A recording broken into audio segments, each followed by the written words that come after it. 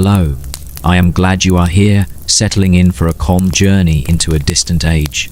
Take a moment to get comfortable as we drift slowly toward the gentle hush of a medieval night. The air cools, the sky deepens, and the last light of the sun has already abandoned the hills, leaving only a quiet glow that softens the distant treetops.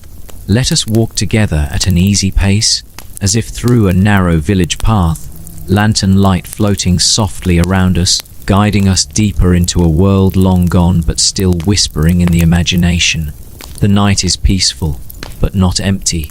A thin ribbon of smoke rises from a cottage chimney, dissolving lazily into the dark. Somewhere beyond the wooden fences that mark the tiny gardens, a sheep gives a faint restless bleat before settling again.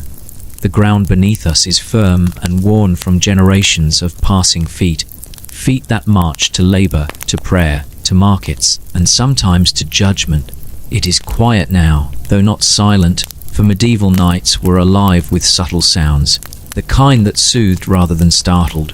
Crickets murmur in the grass. A faint breeze brushes the old timber walls, making them sigh as if the buildings themselves are settling into slumber. As we wander further into the village center, about a minute into this calm night, a small sound interrupts the stillness. It is nothing sharp or alarming, only the gentle flutter of a torch mounted on the wooden post by the gate. The flame wavers, as if stirred by an unseen hand, throwing a brief shimmer across the stone base below it. One of the village guards, wrapped in a cloak that has seen better days, lifts his head to look at it. He makes no sudden movement, only a slow, thoughtful turn of his eyes as he steps a little closer, checking to be sure the wind is the only culprit. His boots crunch faintly on the dirt. He leans in, watches the flame dance, and then relaxes. All is well. If you are enjoying this slow walk into history, feel free to subscribe in your own time, letting it be just a gentle way of returning whenever you wish to unwind again. You can do it later or now, in whatever calm moment suits you. The guard settles back into his place by the gate, pulling his cloak tighter around his shoulders. Medieval villages rarely slept completely. Even in times of peace, someone was always awake, tending a fire or watching for trouble, though trouble, in truth, was usually nothing more than a stray animal or a merchant arriving later than expected. The villagers knew each other by name, and the rules that shaped their lives were a mixture of tradition, necessity, and belief so old that no one could say where they began. Every medieval village existed as part of a fragile balance between fear and order, between survival and superstition. As we walk further, the earth beneath us grows slightly uneven, for medieval roads in most villages were not precisely planned. They formed gradually wherever people needed to walk.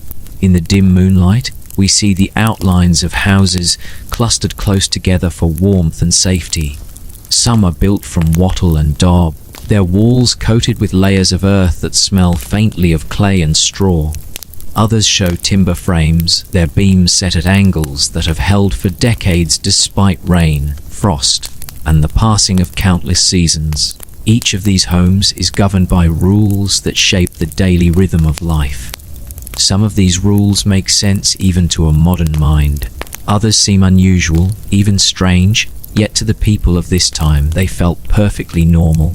They dictated when people could grind grain, when animals could graze certain patches of land, when villagers were allowed to gather wood from the forest, and who was responsible for keeping the water channels free of debris.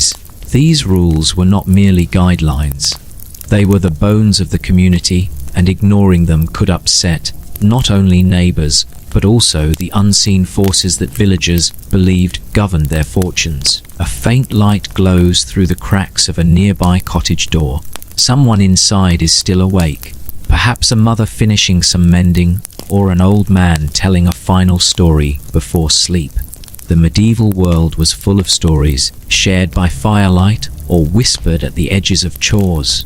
Stories carried warnings and hopes, tracing the line between the sacred and the ordinary. They taught children why certain herbs must never be picked after sunset, or why the washing of tools at the communal pond should be done carefully, so as not to offend the spirits believed to live there. Whether people truly believed these spirits existed or simply respected custom is difficult to say now, but the rituals endured all the same. We move past the cottage and reach a spot where the moonlight breaks free of the tree line.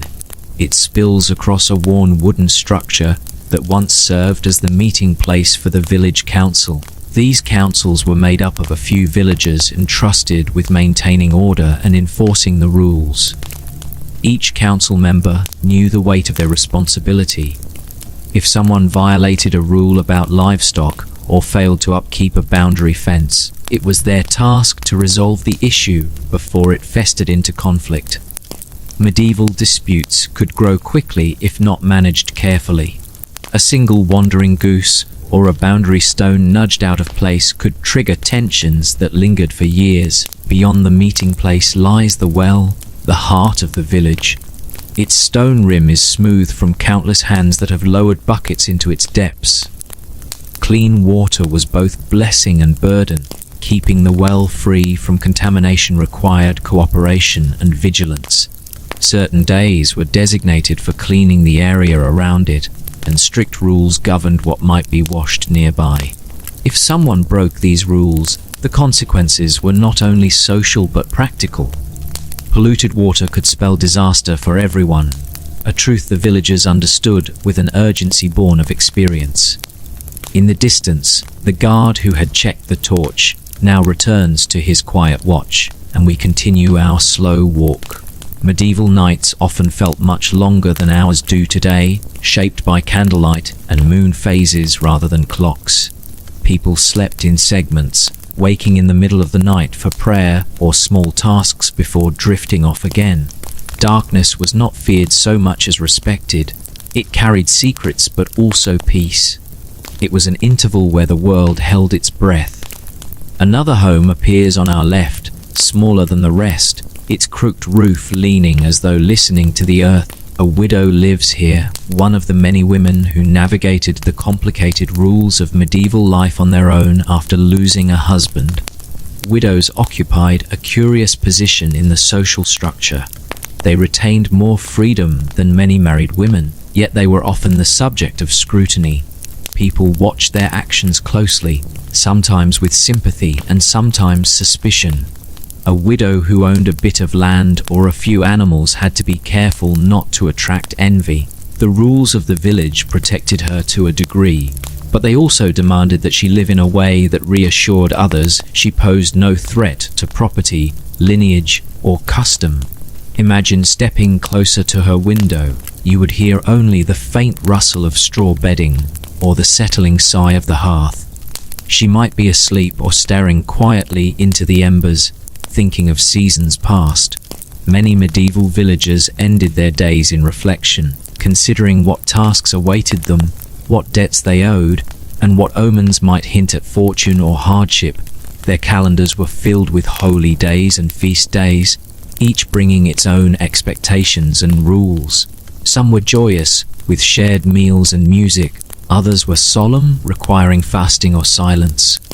The rhythm of the year was deeply tied to the church, but also to the land itself, which dictated when crops were sown, when animals were butchered, and when fields were allowed to rest. We pass the widow's house and move along a narrow lane that leads toward the edge of the village.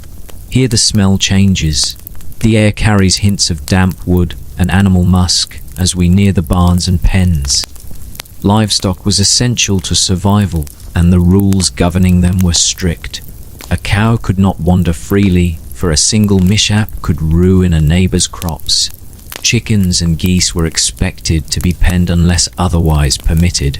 Grazing rights were carefully allocated, and disputes over pasture land were among the most common and heated disagreements any village faced. Still, tonight all is quiet.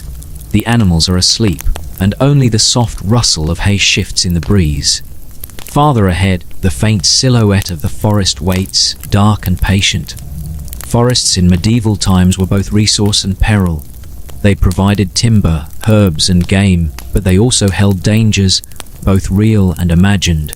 Children were warned not to wander there alone. Adults, too, followed rules about when and how to enter. Some forests were owned by the lord of the land, and villagers could only collect fallen wood or gather berries if granted permission. Violating these rules could lead to fines or worse. Yet the forest also offered comfort, serving as a place of quiet refuge for those seeking solitude or spiritual connection. In the stillness of this medieval night, the forest stands like a guardian at the village's edge. Its branches sway gently, letting the moonlight slip between them like silver threads. The villagers believe many things dwell there, not all of them human, though whether these beliefs are born from fear or tradition hardly matters. What matters is the respect paid to the rules that surround the forest, rules passed from parent to child with unquestioned certainty. We walk a little closer but stop before the shadows can swallow us. It is enough simply to listen. The leaves rustle softly. An owl hoots once, a slow and thoughtful sound. A small creature scurries through the underbrush, moving with purpose towards some hidden burrow. All of it feels ancient, untouched, and perfectly calm. The night deepens. The torch near the gate returns to its steady glow. Somewhere behind us a door closes softly, someone finally turning in for the night. The rhythm of the village settles into stillness once more, the kind that wraps everything in a protective hush. We will continue deeper into the customs and strange rules that shaped the lives of medieval villagers, traveling through their days and seasons, exploring their beliefs, their laws, their conflicts, and their quiet moments of hope. The night holds steady around us, as though it has settled into its own breathing pattern, slow and deliberate, the kind that invites even the most restless heart to ease its pace. The air feels slightly cooler now, the kind of coolness that arrives after midnight, when the first hint of tomorrow hides somewhere beyond the horizon. The village sits in this quiet, as if suspended between moments, neither fully asleep nor fully awake, resting in a delicate balance that generations before have also known. Life in this place has always been a careful dance with the land, with the seasons, and with one another. A dance shaped by rules so ingrained that most villagers follow them without needing to remember when they first learned them. We remain near the edge of the forest, though not crossing its invisible boundary. Even the boldest villagers rarely wander beyond this line at night. It is not forbidden by rule or decree, only discouraged by a long tradition of stories that remind people that night belongs to the world beyond the fields. The medieval mind often felt the presence of unseen things more strongly after sundown, and so a simple guideline became an unwritten rule. When darkness blankets the land, you stay close to the hearth, or close to the torchlight of your neighbors. It was not fear, exactly, but respect, a trust in the wisdom of ancestors whose own nights were shaped by the same silence and the same shadows. We take a few steps back toward the cottages, following the winding path as it rounds gently toward the center of the village once more. The soft crunch beneath our feet is soothing, a rhythm that keeps pace with the distant hoot of the owl. The village seems small from this vantage point, but to the people who live here, it is an entire world. They know every turn in the path, every stone in the well, every wisp of smoke that curls from every chimney. They know the sound of each neighbor's footsteps, the voice of each child, the lowing of each cow. The closeness of medieval villages is difficult to compare to modern life. Privacy was rare, and solitude rarer still. People lived so close that their joys and sorrows intertwined, whether they wished it or not. As we return toward the meeting place, the faint glow of a candle burns behind one of the shuttered windows. It flickers meekly, as if it is trying to conceal its own presence. The light suggests that someone inside is still awake, perhaps finishing a last task before allowing themselves rest. Candlelight was precious, made from tallow, or, if the household was lucky, beeswax. Each flame was guarded with care, for it cost time and resources to create, and so a rule quietly governed its use: one must not waste the night's light. Children learned this early, warned not to play too close to candles or leave them unattended. A spilled candle could mean disaster, not only for one home, but for the entire village. Fires traveled quickly in medieval settlements, and many villages carried the memory of at least one devastating blaze. The candle behind the shutter dims for a moment, then brightens again, perhaps nudged by someone's slow breath or by the draft that always finds its way through the cracks of timber walls. Inside, someone might be stirring a pot to keep a broth from thickening overnight, or patching a tear in a garment, or simply whispering a final prayer. Medieval households followed routines born out of necessity. Nothing was wasted, and everything had purpose. Even the ashes from the hearth were saved for practical uses, mixed with water to create a form of lye for cleaning, or spread in gardens to help the soil. These small rituals, repeated day after day, formed another layer of the rules that governed village life. People did not think of them as regulations, but as the way life had always worked. The moonlight grows a little brighter as clouds drift aside, revealing more of the village around us. The wooden beams of the meeting house cast long shadows on the ground, shadows that stretch like dark fingers reaching across the packed earth. The building itself is modest, with a thatched roof and walls that lean slightly inward, as though the structure is listening to the conversations once held within. Here the elders and council members gather to discuss matters of land, harvest, and disputes. They do not hold meetings at night, for night is reserved for rest and for the quiet protection of the world outside. But during the day, these walls hear many debates, some gentle and some heated, each shaped by rules that the villagers believe keep harmony among them. We move past the meeting house and arrive again near the well. Its stone rim feels cool beneath the moonlight, and the rope tied to the bucket hangs limp and still. The water below reflects a faint shimmer, but it is too deep to see clearly, its darkness swallowing the light. Wells were sacred in a way, though not always in a holy sense. They symbolized life, survival, and the delicate balance of shared resources. Rules surrounding the well were known by everyone. Do not draw water after certain hours unless necessary. Do not allow animals too near. Do not wash dirty objects where the splashes might contaminate the supply. Violations were rare because even a child could understand the importance of protecting the village's lifeline.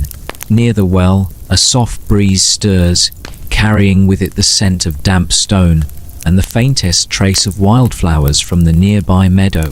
The fields beyond the village may be dark now, but during the day they are the thriving heart of the community. Every stalk of grain, every patch of soil is tended according to rules that evolved through centuries of trial and error. People learned which sections of land to leave fallow each year, and which crops to rotate to avoid exhausting the earth. These agricultural rules shaped the daily lives of nearly everyone in the village, and the neglect of them could bring hunger not just to one household, but to many. As we wander slowly past the well, the village feels as though it has drifted into an even deeper quiet. Even the animals seem fully at rest. A slight rustle comes from a nearby stable, no more than the shifting of a horse adjusting its weight. Horses were precious in a medieval village, far more valuable than their modern counterparts.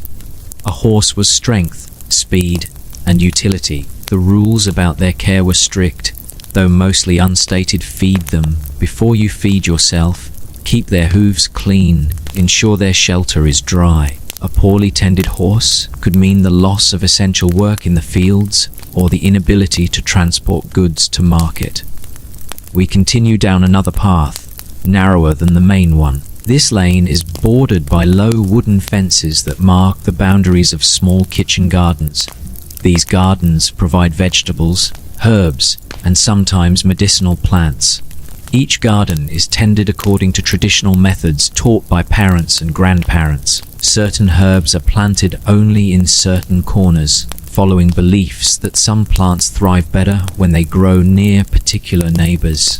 These ideas may seem strange now, but to the villagers, they were as real as the soil beneath their feet. Over generations, these customs formed a practical rule of planting. Whether based on superstition, observation, or both, they shaped the way people interacted with their land. A quiet murmur of wind moves through the hedges, and we pause for a moment to listen. There is a serenity in this sound, as if the village itself is exhaling. Life here may be hard, but it is simple in ways that modern eyes often find comforting. The rules that shape it, though sometimes peculiar, create a structure that supports everyone. Even the smallest child understands their place within this web of expectations and customs. We follow the lane as it bends gently toward another cluster of cottages. These homes are smaller, belonging to families who rely on trades rather than farming. A blacksmith lives in one, though his forge is silent now, his tools resting beside the cold anvil. During the day, the blacksmith's work fills the air with the rhythmic strike of hammer on metal, creating horseshoes, tools, hinges, and countless other necessities. He follows his own set of rules, many passed down from master to apprentice through generations. His craft demands precision, patience, and respect for the materials he shapes. Even the timing of when to quench hot metal in water or oil has its guidelines, learned through years of experience. Another cottage nearby belongs to the village miller. Though he sleeps now, his work is tied to the heartbeat of the community. Grain is a precious resource, and villagers depend on him to grind it into flour. Rules surrounding the miller's role are many, some written, some whispered. He is entitled to keep a small portion of the grain he grinds as payment, a custom known as the miller's toll. But it must be fair. Too generous a handful and suspicion grows. Too little and people question his skill or honesty. The balance he maintains is delicate, for the miller holds both trust and responsibility. Disputes involving him are often brought before the village council. As we walk past his home, the faint glow of moonlight rests on a wooden paddle leaning against the wall, used earlier that day to stir grain in preparation for grinding. It is still dusted with a light coating of flour, catching the light in soft specks. Even in their rest, the tools of medieval life suggest the constant cycle of labor and order that governs the village. The path curves once more toward a larger clearing where a small chapel sits quietly. Its simple wooden door is shut, and the lone window glows faintly with the memory of candlelight from earlier prayers.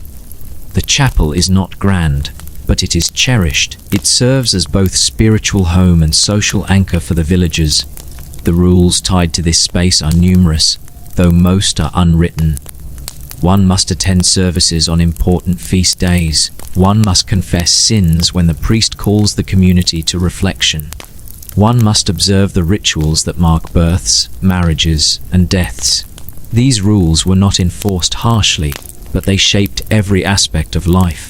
The chapel's presence reminds us that medieval villagers carried a deep sense of the divine, interwoven with the earthly rules that governed their days. They believed that adherence to customs protected not only their crops and livestock, but also their souls. The line between sacred and secular was thin, nearly invisible. Everything from planting to mending, from cooking to caring for animals, existed under the watchful gaze of beliefs that blended Christianity with older traditions. We pause near the chapel door, feeling the quiet reverence that lingers even at night. A faint scent of incense drifts through the air, mixed with the earthy smell of wooden pews and stone floors that have absorbed centuries of footsteps. This place holds the village's collective memory. Every important moment echoes here. And still, the village sleeps. The stars overhead shimmer more brightly now, scattered like grains of salt across a dark cloth.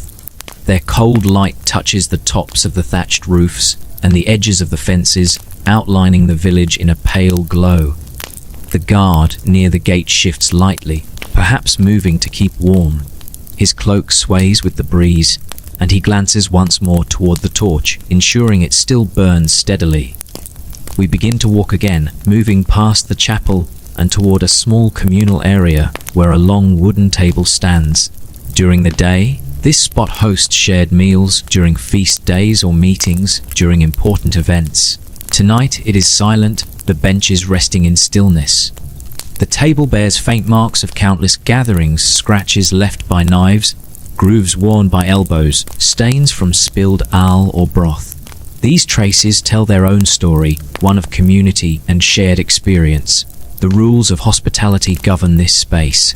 When the village celebrates, everyone contributes what they can and everyone is welcomed. Even strangers passing through are offered a seat, though with caution and curiosity, as travelers from far lands often bring new stories and news of places the villagers can only imagine. In the silence, we can almost picture a feast in this space, with the table laden with bread, cheese, roast meats, and vegetables from the gardens. People would gather, clapping shoulders, offering toasts, laughing, and telling stories deep into the evening. But such days are occasional, spaced between long stretches of work and ordinary routines. Tonight, the table rests under the moonlight, waiting patiently for the next celebration. We continue along the path that leads beyond the communal table to a small stream that marks the edge of the village boundary. Its water glimmers faintly as it moves slowly over stones polished by time.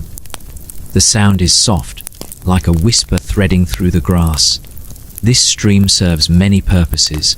At certain times, villagers wash their clothes here, though only in designated sections and only during allowed hours. These rules exist to prevent the water from becoming too dirty or disrupted.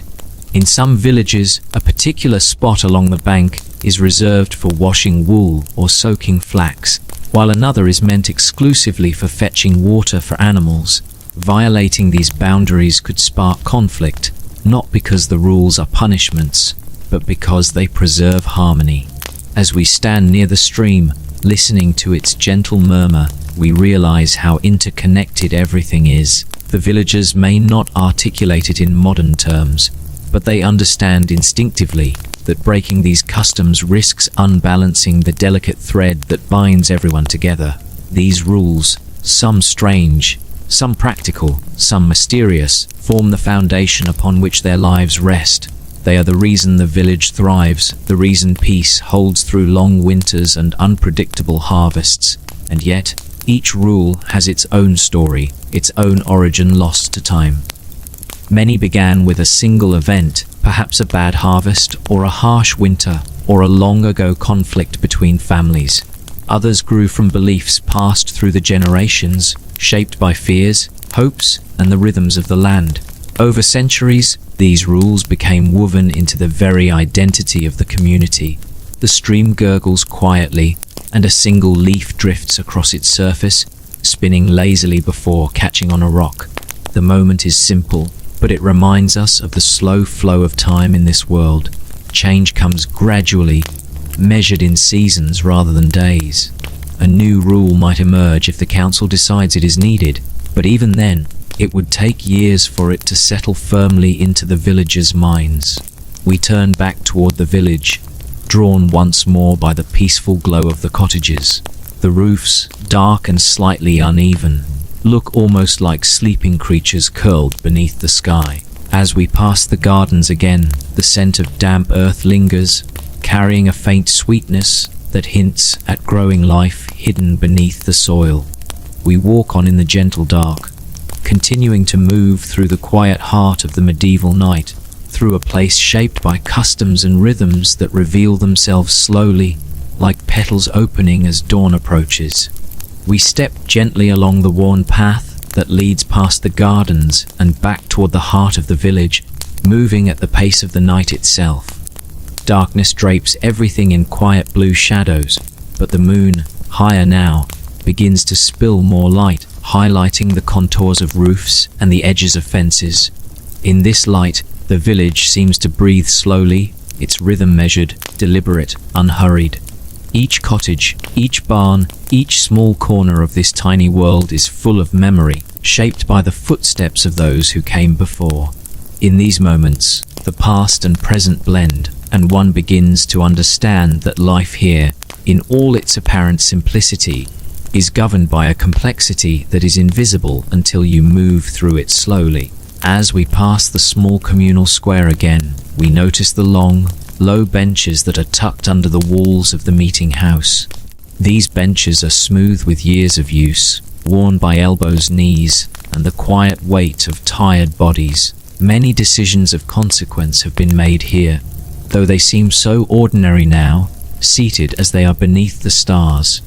Medieval life depended on such decisions: who tended which field, who could borrow a plough, how much seed each household might sow. At first glance, these rules might seem almost arbitrary, yet they arose from necessity, and they were enforced not just by authority, but by a shared understanding that the village would survive only if everyone acted within its fragile framework. A faint scuffing sound reaches our ears from the far side of the square. It is barely audible, like the whisper of a shoe against the dirt, yet in the silence of the night, it seems almost alive. One of the villagers has risen to check on the edge of the garden fence. Perhaps a stray animal wandered too close, or perhaps a wind has loosened a post. Whatever the cause, the caretaker moves without haste, stepping lightly and inspecting carefully. This gentle vigilance is a constant in village life. Small duties are never ignored, because every small task is tied to the survival of the whole. To neglect one's responsibilities, even in the quiet hours, is to invite imbalance. We linger near the edge of the square, letting the sounds of the village sink in. Somewhere nearby, the faint croak of frogs rises from the village pond, blending with the soft rustle of leaves and the distant lowing of cows from a far-off pen. These sounds are not just background. They are part of the life of the village, a subtle reminder that humans share this space with countless other creatures, all bound by the same laws of rhythm and survival. Even the rules regarding animals are strange to modern ears. For instance, certain birds could not be hunted during specific nights, not because they were sacred, but because their absence could affect the ecosystem and the timing of crops. Chickens were not always free to roam. Only at particular hours could they scratch through the yards, for too much wandering could destroy young plants. These rules, which seem peculiar now, were practical in a way few modern systems can replicate. Moving forward, we approach the blacksmith's forge again. Though silent now, the forge still retains the warmth of the day's labor. Its iron tools rest neatly in their designated places, each hammer, chisel, and tongs carefully arranged according to the rules of the workshop. Apprentices learn these rules slowly, observing first, then imitating, until their hands follow the patterns instinctively. Even at night, the forge holds a quiet authority. It is a place where rules of craft, safety, and social hierarchy converge. One misstep during the day could ruin both metal and reputation. The night, however, brings the quiet assurance that all is in order. We continue past the forge, moving down a lane that twists past cottages where tradesmen of different kinds live. Here, we find the home of the weaver, whose loom stands silent in the corner. During the day, threads of wool and flax are pulled taut across wooden beams, creating cloth that will eventually clothe the village. Every step of this work follows a precise order, and there are rules surrounding almost every motion. Threads cannot be twisted too tightly or too loosely, or the cloth will fail. Dyeing must follow a strict timing, or the colors will not set. Even the placement of looms in the home matters, for sunlight and airflow influence the quality of the finished fabric. These rules, some practical, some born of tradition, govern the life of the weaver as surely as the laws of nature govern the fields. As we leave the weaver's cottage, we notice a small alley leading toward the far edge of the village. This alley is darker than the main streets, bordered by higher fences and overhanging eaves. A cat slips silently across the path, its fur glinting faintly in the moonlight. Cats are treasured in villages, not just for their companionship, but because they are protectors of grain and stored food. Their presence is governed by unspoken rules. They may roam freely at night, but they must be fed regularly, for a hungry cat will roam beyond the village boundaries and bring misfortune. The villagers believe that every living creature has its place, and that respecting these places preserves balance in both practical and spiritual senses. We follow the alley toward a small communal barn. Its door is closed, yet inside, the smell of hay and animals is thick and familiar. Here, the rules of care are strictest, for livestock represents both wealth and survival. Each animal is fed according to a schedule, each pen cleaned meticulously, and the boundaries of property are carefully respected. Disputes over animals are among the most common issues brought before the village council. It is not simply a matter of ownership, but of responsibility, labor, and fairness.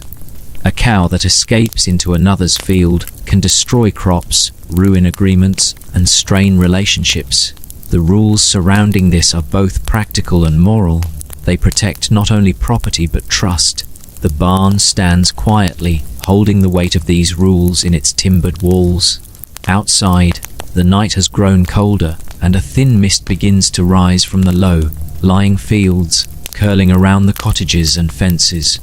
Mist is common in the early hours, and the villagers believe it carries both good and ill omens. They teach children not to linger too long in it, to walk carefully along paths they know well. A sudden slip or misstep could mean injury, or, in the minds of some, a brush with the supernatural. The rules about movement, about timing, about safety, weave together practical guidance and belief into a tapestry that governs life. We continue along the edge of the mist, our path leading us past the water channels that crisscross the village. These channels, narrow but carefully maintained, carry water from the streams and ponds to the gardens and fields. Rules regarding them are numerous. One cannot dump waste into them, one cannot dig or divert them without council permission, and one must repair damage immediately. These channels are vital. Without water, crops fail, animals suffer, and the village itself risks collapse. And yet these rules are observed almost instinctively, passed from parent to child, embedded in the rhythms of daily life.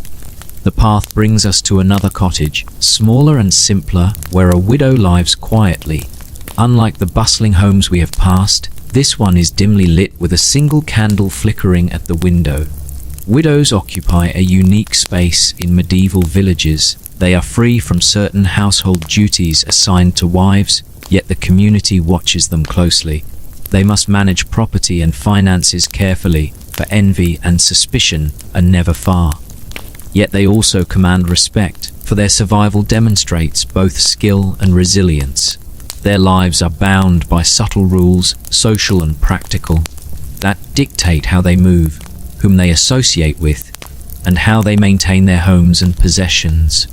Every action carries weight, whether they are conscious of it or not. As we move past this cottage, the village begins to open slightly, revealing the edge of cultivated fields that stretch beyond the main settlement. These fields are divided into strips, each assigned to a family, and each governed by rules regarding rotation, fallow periods, and the types of crops that may be planted. These rules are ancient, passed down in memory and law, designed to preserve soil fertility and prevent conflict. To violate them is to risk not only poor harvests but also neighborly anger. The medieval mind understood these rules not just as guidelines but as part of the moral order. Respecting them was considered a duty as well as a necessity. We pause for a moment, looking out over these darkened fields. The furrows are invisible in the night, but their presence is felt. Each furrow tells a story of the labor of a family, of the cycles of planting and harvest, of the shared understanding that sustains life. Even in sleep, the village is alive with these patterns, a network of rules that ensures continuity, survival and harmony. It is not a life of chaos, nor a life of idle peace, It is a life bound by layers of order, some visible, some subtle, all essential. A soft wind moves through the fields, carrying the scent of damp soil and the faint aroma of wildflowers that grow along the hedgerows. The sound of the wind mingles with the distant croak of frogs, the lowing of cattle, and the occasional cluck of a chicken that has ventured too far from its pen. It is a symphony of ordinary life, punctuated by subtle rules that govern movement, behavior, and interaction.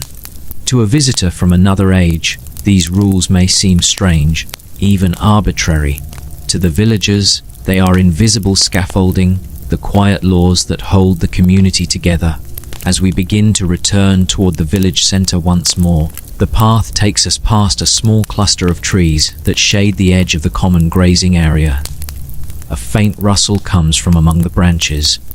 A fox, perhaps moving quietly through the underbrush, or a small owl adjusting its perch. Such creatures are tolerated by the villagers but must be kept in balance. Livestock are protected, gardens are safeguarded, and the fox is allowed only to exist on the edges, never to encroach without consequence. These boundaries, strange as they may seem, are part of a broader system of order that governs every living thing in and around the village. The path curves back to the cottages, and the village seems even more intimate in this soft night light. Smoke rises gently from chimneys, and the faint sounds of life continue, the occasional cough of someone awake, the creak of a door as it settles, the soft patter of boots as someone moves quietly to tend a late chore. Every movement, every sound, is shaped by the rules of community, habit, and care. Even mistakes are managed within the framework of tradition. Someone who forgets to repair a fence may be reminded gently, or they may be asked to make amends. The village is self-regulating, a delicate ecosystem of people, animals, land, and custom, and still, the night holds. Time seems to stretch. The moonlight waxes and wanes slightly as clouds drift across it, casting moving shadows on the cottages, the fences, and the path we walk. We continue slowly, letting the night enfold us, letting the rhythm of medieval life wash over every thought. The rules, the customs, the strange and intricate systems of behavior that govern the villagers begin to emerge more clearly now, though gently, almost imperceptibly. They are everywhere, woven into every home, every field, every breath of air, every rustle in the trees. We reach the center of the village again, near the well and the meeting house. Everything is quiet, almost reverent, as though the village itself is aware of our observation. The torch near the gate flickers once, briefly, then steadies again. Somewhere in the distance, a child shifts in their sleep, a horse sighs, a dog stirs softly. These moments, small and ordinary, are all part of the invisible architecture of village life, built from rules, habits, and traditions that have lasted for centuries. And as we stand here, in this gentle night, we begin to understand that the strangeness of these rules is their very purpose: to create order, to preserve life, and to bind the community together in ways both practical and profound. The village stretches out beneath the moonlight, silent but not still, calm but not lifeless. Its streets, houses, and fields are all bound by a subtle choreography of custom, duty, and belief. Every rule, whether about planting, animal care, movement at night, or social interaction, exists to protect the delicate balance of life here. And as we take a slow, thoughtful step forward, following the worn paths toward cottages that glow faintly in the moonlight, we begin to glimpse the full pattern of medieval village existence, a web of strange rules, lived rituals, and quiet agreements that hold the ordinary world together in a way that is at once practical, moral, and profoundly human.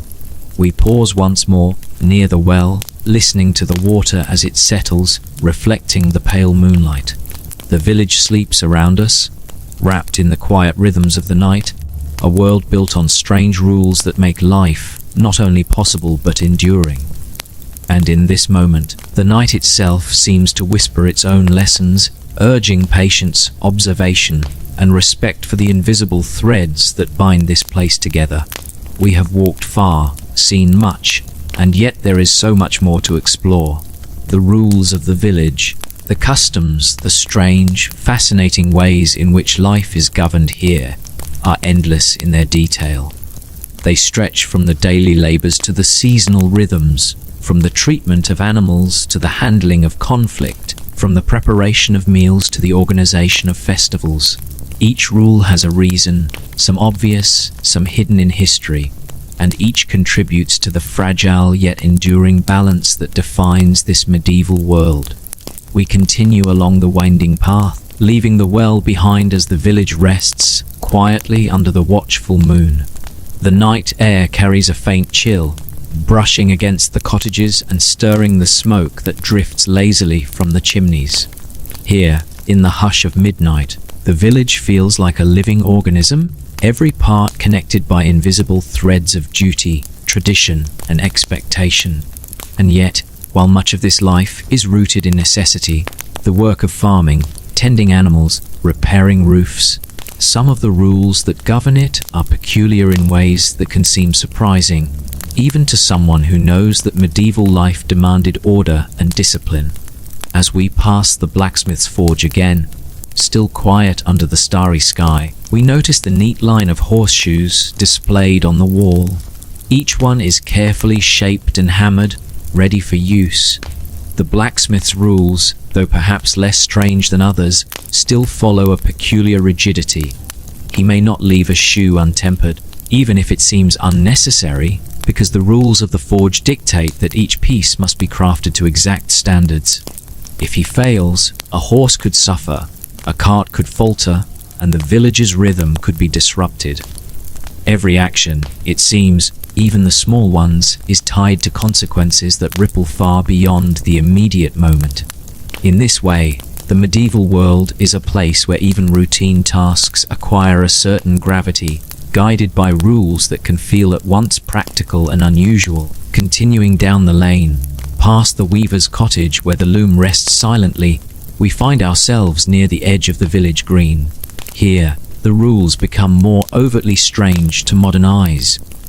For example, it was once forbidden in some villages to blow one's nose in public unless done with great discretion. It sounds trivial, almost comical, yet it reflects the medieval preoccupation with propriety, hygiene, and social observation. People were expected to behave in ways that maintained the order and reputation of the village. Even minor transgressions could invite gossip or subtle reprimand. Another rule governed the movement of livestock, and it is more peculiar still. In certain villages, pigs were not allowed to roam freely on some days of the week, and if they did, they were sometimes required to wear a small bell tied to a leg. The bell was not decorative. It served as a practical warning to other villagers, who would then know that a pig was nearby and take precautions to protect gardens, pathways, or delicate crops. This rule, though seemingly odd today, had its logic. Pigs are intelligent and inquisitive animals, capable of considerable mischief if left unchecked. And yet, to think of a pig with a bell navigating narrow lanes alongside sleeping villagers has an almost whimsical quality when imagined in the soft moonlight. We pause for a moment near the chapel, letting the tranquility of the building settle over us. The candlelight within flickers faintly, as if aware of our presence, though no one stirs inside. The chapel was the heart of both spiritual life and communal governance. Here, we find some of the more curious regulations surrounding conduct and speech. In certain medieval villages, it was forbidden to whistle in the churchyard, or even to step onto the threshold without washing one's hands. Some rules required that men and women sit separately during services, while others mandated that no one could carry a staff or weapon inside, even if it was purely decorative. The rationale behind these rules blends respect, superstition, and social order. They may seem unusual now, but they were essential to maintaining the structure and hierarchy of the community. As we move past the chapel, we see the rows of cottages with small windows glowing faintly, the flicker of candlelight visible through cracks in the wooden shutters. In some homes, there were rules about when, and how windows could be opened. It was believed that leaving a window open at the wrong hour could invite spirits or bad luck into the household. In other villages, it was required to light a candle in the window at night as a marker, a sign both practical and protective. The subtle blending of superstition, practicality, and social expectation shapes the rhythm of life here. It is this weaving together of rules, some practical, some bizarre, some symbolic, that defines the strange fabric of medieval village life. We continue along the path that leads past the communal gardens.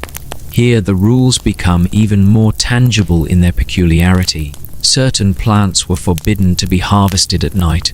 Some herbs, like rue or mugwort, were not to be picked on specific days, or they were considered cursed and unusable.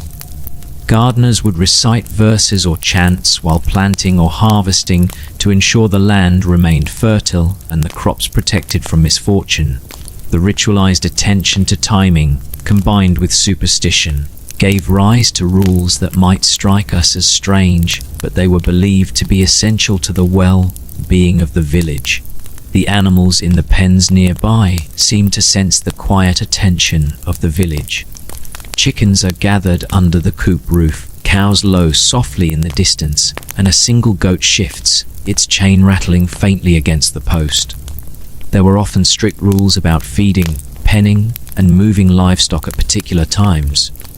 In some villages, a cow was not allowed to be milked before sunrise, not because of necessity alone, but because of the belief that it ensured the health of both the animal and the milk. Likewise, pigs might be prohibited from foraging on certain parts of the common land, not merely for crop protection, but because it was thought that their wandering at particular hours could bring misfortune to the farmer. We reach the edge of the village near the stream once more. Its gentle murmur fills the space with a soothing rhythm, and the moonlight shimmers across the water's surface. There are rules here too, of course. One may not fish in the stream without permission, nor may one wash wool or flax in the same section of water that villagers use for drinking. Breaking these rules could mean fines, public reprimand, or labor owed to the community. Yet many of the rules are more subtle. One must lower a bucket carefully to avoid disturbing the water's surface. One must not speak too loudly near the banks, and one must always return tools or containers promptly to their proper place. Even something as simple as fetching water is guided by layers of careful expectation. We walk slowly along the stream, and it becomes clear that the medieval village is a place where the ordinary and the peculiar exist side by side. The daily routines, feeding animals, tending gardens, preparing meals, are intertwined with these strange rules, and this intersection creates a life that is at once familiar and foreign. Every rule carries weight, even if the reason for it has long been forgotten. Some rules protect, some organize, some prevent conflict, and some seem to exist solely because they have always existed. As we pause by the stream, we begin to glimpse the essence of the village's unusual laws. Consider the rules governing social interaction. In some villages, it was forbidden for women to greet men who were not family members after sunset. In others, neighbors could not borrow tools on certain days, or they were required to return them before nightfall under penalty of community censure. Even the timing of chores had strict regulation. Washing clothes or grinding grain at the wrong hour could bring criticism or social judgment. These may seem arbitrary, yet they provided a framework that maintained balance and minimized conflict. Each rule was an invisible hand guiding behavior in a society where written laws were few, but oral and customary rules held immense authority. Now, perhaps it is time to ask you a question. As you watch this story unfold, which of these medieval rules strikes you as the most unusual? Is it the rule about pigs wearing bells? The prohibition against picking certain herbs at night? The law forbidding whistling in the churchyard? Or perhaps the requirement that a cow could not be milked before sunrise? Pause for a moment and think about it. Each rule, no matter how strange it seems now, served a purpose, blending practicality, superstition, and social expectation into a living system. And yet, from a modern perspective, some of these rules feel entirely foreign, revealing just how different life in a medieval village truly was. We continue along the path, leaving the stream behind. The mist has grown slightly thicker, curling along the edges of the cottages and fields. In this quiet, the villagers' adherence to their rules is palpable.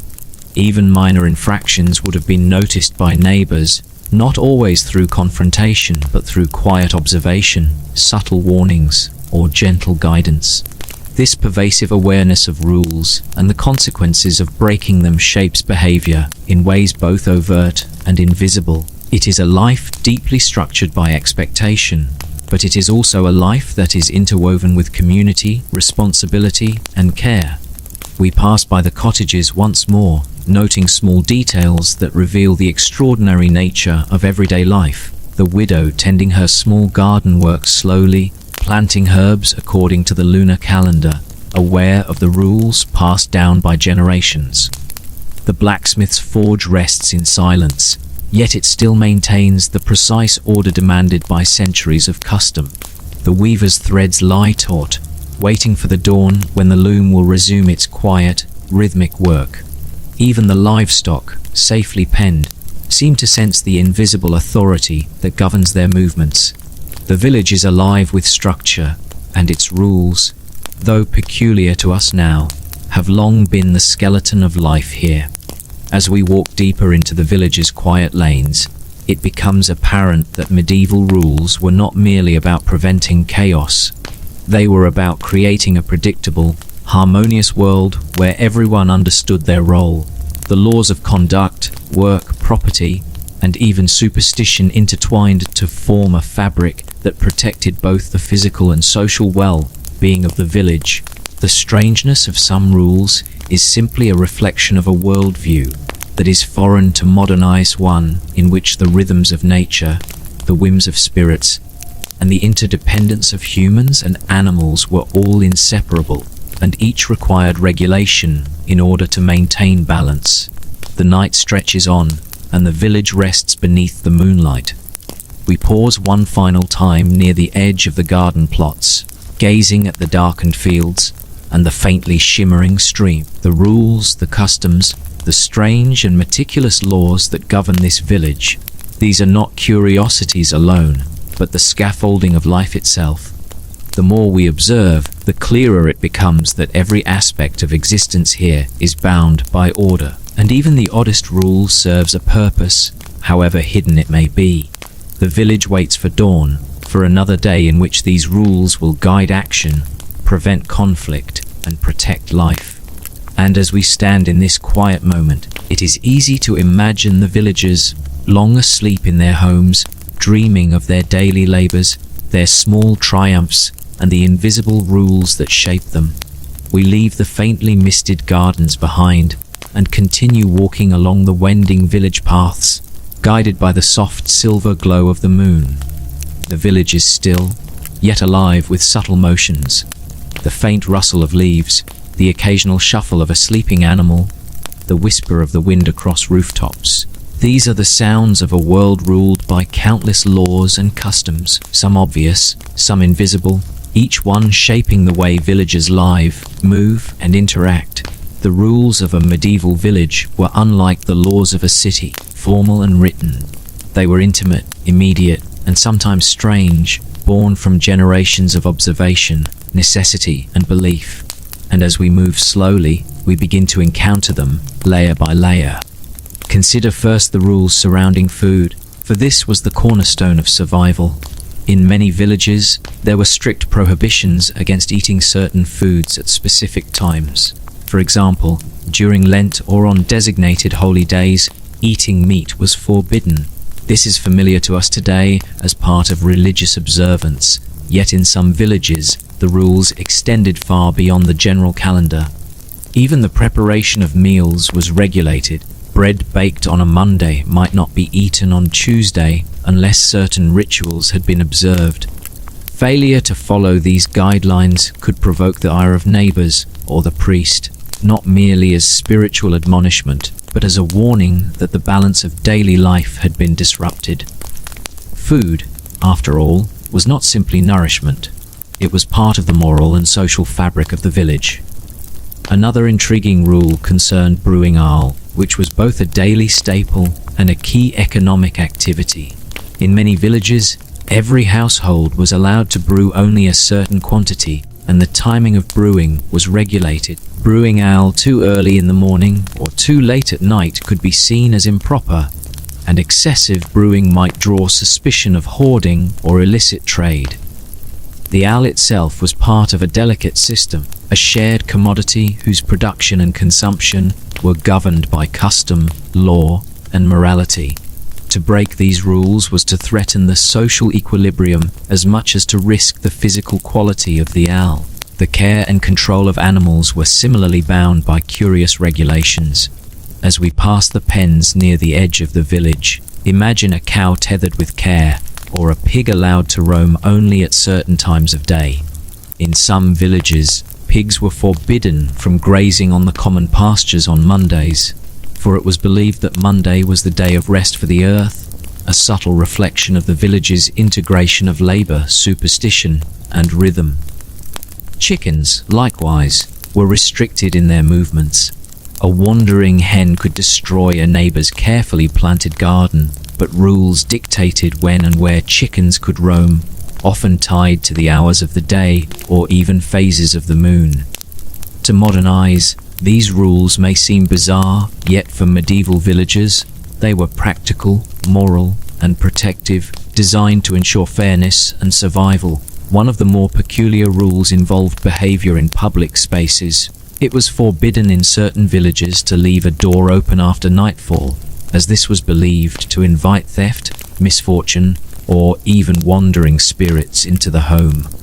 Similarly, whistling in the churchyard was strictly prohibited. These rules seem trivial or quaint now, but they reveal a medieval mindset deeply attuned to order, ritual, and the unseen forces thought to inhabit the world.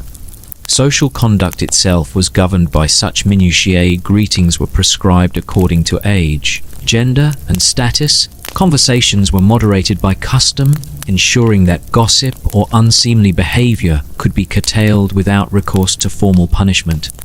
Even movement through the village had rules, often unspoken, but rigorously observed. Children could not wander into fields that were not assigned to their family, and no one could traverse the forest paths after dusk without permission. Villagers understood intuitively that these restrictions protected both property and life. Trespass could bring conflict, but more importantly, it could disturb the delicate ecosystem of labor, superstition, and survival that held the village together. Boundaries were respected not only for practical reasons, but also because violating them was thought to bring bad luck, illness, or divine displeasure. We approach the central square again, where the well stands quietly beneath the moonlight.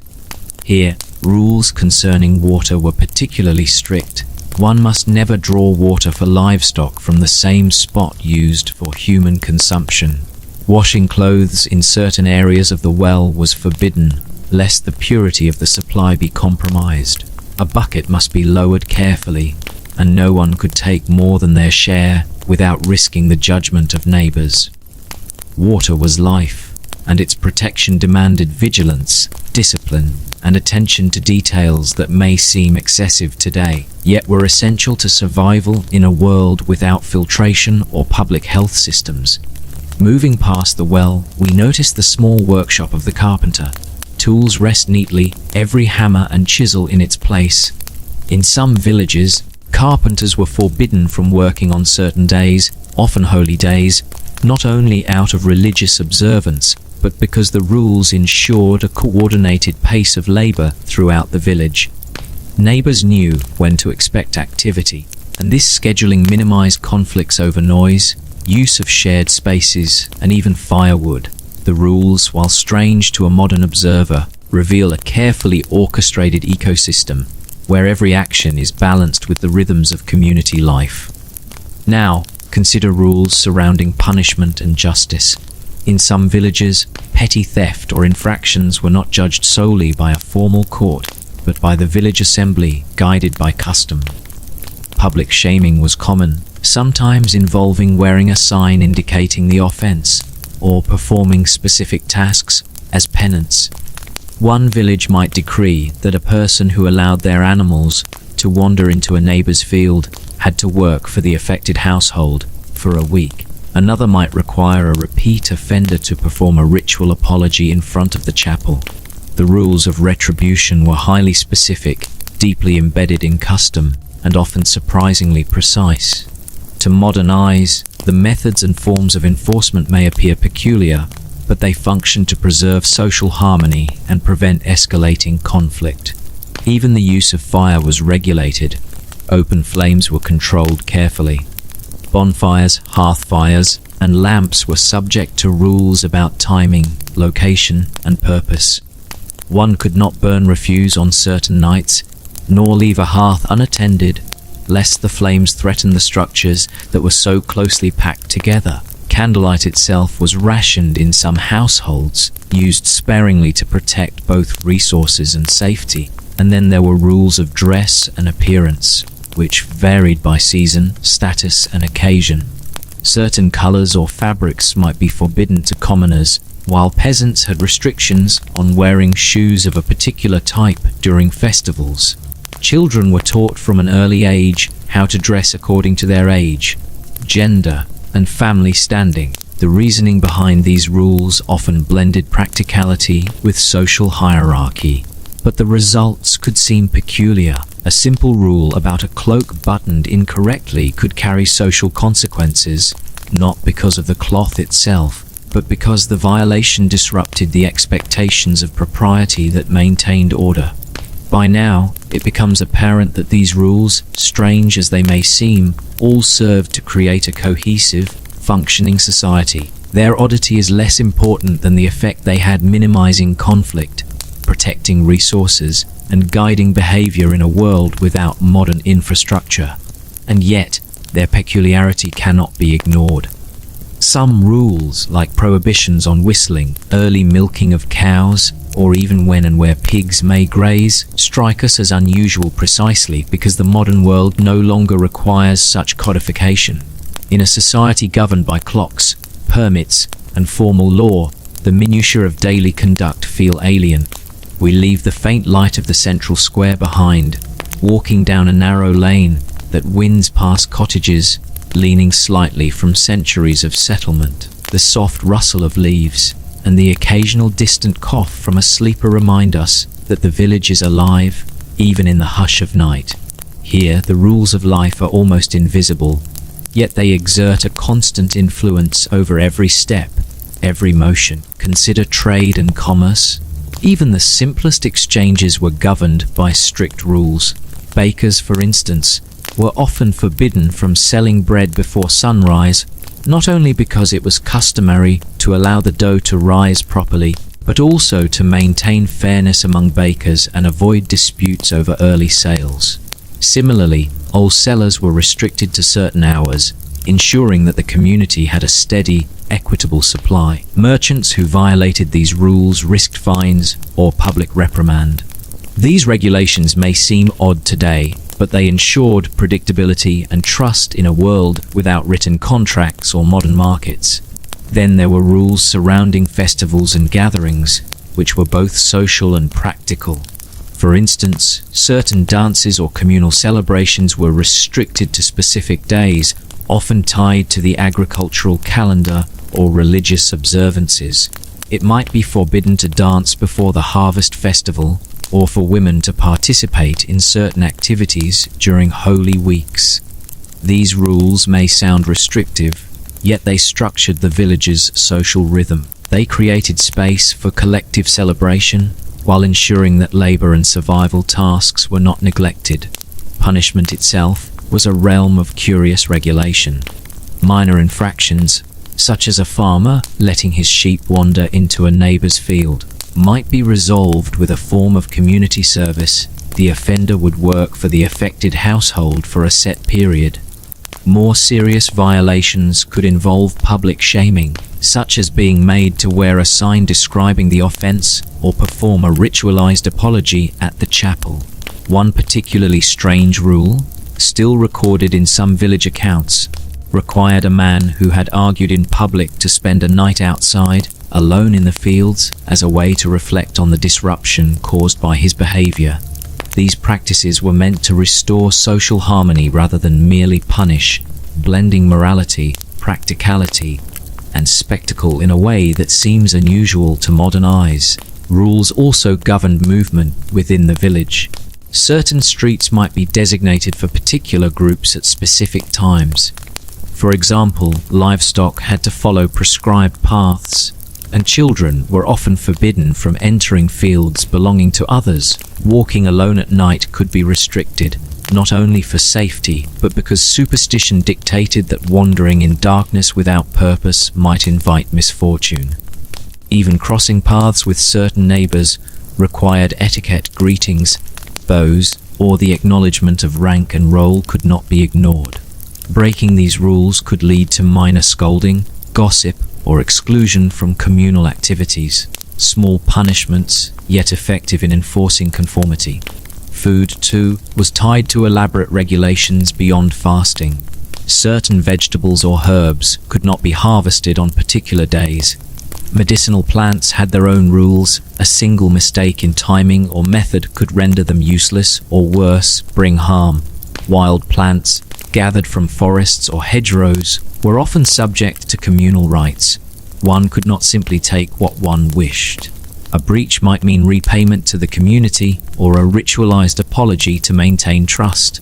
Even salt, a precious commodity, was often rationed according to local regulations, and improper use could provoke reprimand. Then there were the rules of domestic life. Windows could not remain open at night in certain seasons, not just to keep warmth, but because it was believed that evil spirits or misfortune might enter. Households had schedules for cleaning, cooking, and maintenance, often tied to the phases of the moon or the timing of religious observances. A family that failed to follow these schedules risked criticism from neighbors, both for practical neglect and for moral failing. Even firewood had rules. It was to be split, stacked, and used in precise amounts, lest waste threaten the household or the community. One of the most peculiar domains of medieval regulation involved personal appearance. Certain colors, fabrics, or styles of dress were restricted to particular social classes. A commoner wearing silk or purple could provoke outrage or punishment. Children were taught to dress appropriately for festivals, work, or religious observances, sometimes under the supervision of elders.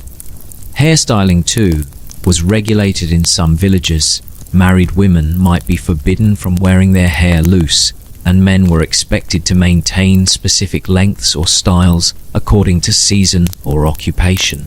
These rules ensured social order and conveyed status without words, yet to a modern observer, they can appear exceedingly arbitrary. Even animals were subject to regulations that now feel curious. Dogs were sometimes required to be leashed or confined at night, particularly in villages with shared pastures or gardens. Cats had freedom, but only within specific boundaries, as they were valued for controlling vermin, but also seen as potential agents of mischief if allowed to roam unchecked. Chickens and pigs had detailed schedules for movement and feeding. Violation of these rules could provoke disputes, fines, or public admonishment, emphasizing that even the most mundane elements of life were carefully managed. Perhaps the strangest of all were the rules blending superstition and everyday practice. For example, in some villages it was forbidden to whistle at night because it might attract spirits or incite bad luck. Likewise, it could be forbidden to sow certain seeds on particular days or to mend fences at specific times. Even the timing of milking cows or feeding pigs was influenced by beliefs about luck and fortune. Modern ears find these rules strange precisely because they combine practical wisdom with ritualized superstition. But in medieval eyes, ignoring them could bring ruin in both tangible and intangible ways. At this point, Imagine yourself walking through this village at night, seeing cottages lit by candlelight, fields stretching beyond the boundaries, animals settled in their pens, and the faint mist rising from the stream. These rules, strange, meticulous, sometimes whimsical, are everywhere. And now I ask you, watching this story unfold, which rule strikes you as the most unusual or surprising? Is it the pigs with bells? The prohibition of whistling in the churchyard? The restriction on windows at night? Or perhaps the ritualized timing of planting and milking? Take a moment to consider it, for each reflects the same intricate logic, the attempt to maintain order, safety, and balance in a complex, fragile world. Walking on, we pass the blacksmith's forge again. Even here, the rules reveal themselves. The blacksmith is not permitted to leave tools carelessly placed, even at night. Every hammer and chisel must rest in its proper position, for disorganization might lead to accidents during the busy day. Apprentices learn these rules slowly, observing before practicing, internalizing discipline as much as skill. Even in their silence, these rules shape behavior: caution, precision, patience, respect for materials, and respect for the broader community. We move past the forge to the weaver's cottage. The loom rests quietly, but it embodies another set of strictures. Threads cannot be twisted too tightly or loosely. Dyeing must follow precise methods, and light and air must be managed carefully. To violate these rules is to risk the quality of the fabric and the livelihood of the household. Each act of labor is structured by invisible boundaries that define not only what is possible, but what is acceptable. Returning to the central well, we pause once more to reflect on water regulations. The bucket must be drawn carefully, the water shared equitably, and livestock must not contaminate the supply. Even here, in something so seemingly mundane, we witness the pervasive influence of rules on daily life. They regulate resources, preserve health, and maintain social trust. One small transgression could ripple outward, creating disputes or hardship. Nearby, the village chapel glows faintly. Here, the rules of behavior are both social and spiritual. No one may step onto the threshold without washing hands. Whistling is forbidden. Men and women often sit apart. Children are instructed carefully in posture, speech, and gesture. Confession, prayer, and ritual are structured precisely. In this way, even spiritual practice is bound by rules that shape daily life. The animals, fields, houses, and people all exist within these layered systems. Even something as small as the timing of chores, or the way a broom is stored overnight, reflects the same philosophy, that structure, order, and adherence to custom preserve life, harmony, and survival. And yet, in observing all these regulations, the rules of trade, dress, food, labor, animals, and spiritual practice, we begin to see a pattern. Some rules are practical, some social, some superstitious, and some seem strange merely because the modern world has abandoned them.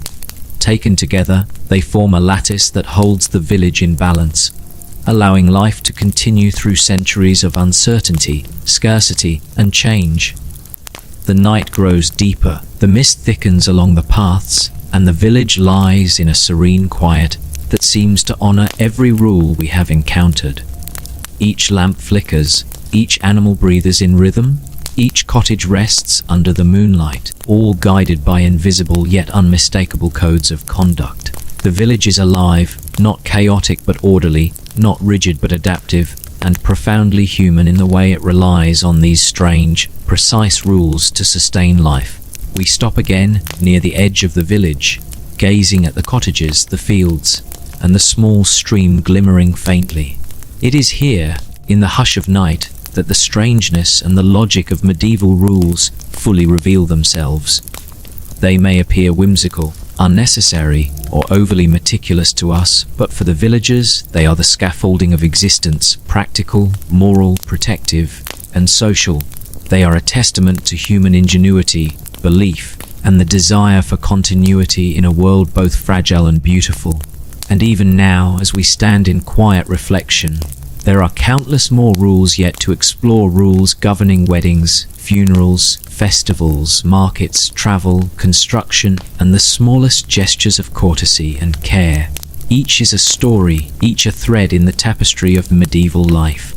We continue walking along the narrow village paths, the mist curling gently around the cottages, and the faint silver light of the moon spilling across fields and fences. The night air is cool and still, carrying the scent of damp earth and wood smoke. Every step through the village reminds us of the quiet order that governs life here, a rhythm maintained by rules that are sometimes practical, sometimes moral, sometimes rooted in superstition. These rules, whether recorded in legal documents or preserved in the oral traditions of the village, reveal a world far stranger than our modern assumptions about the Middle Ages. Consider the rules of livestock, for which we have historical evidence from local ordinances and customary laws. In some villages, pigs were indeed required to be confined on certain days, often Monday, to prevent them from destroying communal crops or wandering into neighbors' fields. Historical records from English and French villages indicate that bell-wearing pigs were not merely a legendary. Small bells or tags were sometimes attached to animals to keep track of them, particularly in areas with shared commons. The rule may seem whimsical today, but it served a practical purpose. It allowed villagers to monitor animals while protecting gardens and fields. Cows and milking also followed regulated patterns. In several European villages, cows were not to be milked before sunrise or after sunset, reflecting both superstition and practical observation. Milking early could be considered unlucky or thought to reduce the cow's health, while late milking could disturb the daily rhythm of labor. Historical guides on animal husbandry from the 14th and 15th centuries emphasized timing as a key factor in maintaining animal health and productivity. These rules demonstrate the medieval tendency to combine observation with belief, producing practices that were both useful and morally reinforced. Rules surrounding communal resources, like water, are well documented. Wells, streams, and water channels were vital, and villagers maintained strict regulations to protect them. People could not wash clothes or kitchen utensils in the same part of a stream used for drinking water. Livestock had to drink from designated sections, and rules specified how buckets should be lowered and returned. These ordinances are recorded in village charters and reflect a pragmatic approach to health and fairness long before modern sanitation. Food and trade were similarly regulated. Bakers and sellers were often restricted to certain hours, as noted in market ordinances from England and the Low Countries. Early sales of bread could disrupt fair competition, while rules on all brewing controlled both quantity and timing. These rules were practical, but they also served a moral and social function, ensuring fairness, preventing disputes, and maintaining trust. Even social behavior was tightly guided. Folklore and documented ordinances indicate that public conduct was carefully policed. Whistling in churchyards, while sometimes appearing in folklore, was indeed discouraged or prohibited in certain regions, linked to beliefs about spirits or the sacredness of holy sites. Gossip, quarrels, or improper greetings could be punished, not only socially but through the village assembly, which often acted as a local tribunal. Children were taught early to respect these rules, ensuring that customs were transmitted from generation to generation. One of the most striking sets of rules involves personal appearance. In England, sumptuary laws dictated what colors, fabrics, and accessories people could wear according to their social class. Commoners could not wear silk or certain bright colors, while nobility and merchants had privileges regarding fabrics and adornments. Children were instructed to dress appropriately for work, church, and festivals. These rules may seem peculiar today, but they were a practical method of maintaining hierarchy and social order without conflict. The regulation of festivals and communal celebrations was also notable. Parish ordinances and village records show that certain dances, songs, and games were restricted to specific days of the year, often tied to the agricultural calendar. Some activities were forbidden during Lent or other holy periods, not only for religious reasons but also to ensure that essential labor, such as planting or harvesting, was completed on schedule. It is striking how the practical, the social, and the spiritual overlap in these customs. Even minor domestic behaviors were subject to regulation. Windows could not remain open at night during certain seasons, both to preserve warmth and because folklore suggested that spirits or misfortune might enter unguarded homes. Firewood was to be carefully stacked and used according to local custom. Improper storage could result in reprimand. Households were expected to maintain cleanliness, particularly in shared areas, to prevent the spread of disease, although this was understood through observation rather than germ theory. Food preservation and preparation followed detailed customs. Certain herbs were harvested only on particular days. Medicinal plants had to be gathered under specific conditions to retain potency. Eggs, cheese, and dairy products were sometimes handled according to tradition, with precise rules governing timing, storage, and distribution. These rules appear strange now, but in a time before refrigeration, every precaution was meaningful. Punishments for breaking these rules could be equally curious. Minor infractions, like a pig escaping into a neighbor's field, were often resolved with a form of community service. More serious offenses could involve public shaming, including wearing signs indicating the offense or performing ritualized apologies at the chapel. Some villages even imposed night-time isolation or required offenders to reflect in the fields. These practices might seem theatrical or extreme today, but they were effective at maintaining order, reinforcing communal norms, and teaching lessons without formal courts or prisons. Now, as you imagine walking through this village at night, lanterns glowing faintly through windows, mist rising over fields, and animals settled in pens, consider these examples: pigs with bells, restricted milking times, sumptuary laws, whistling prohibitions, and ceremonial punishments. Which of these rules strikes you as the most unusual?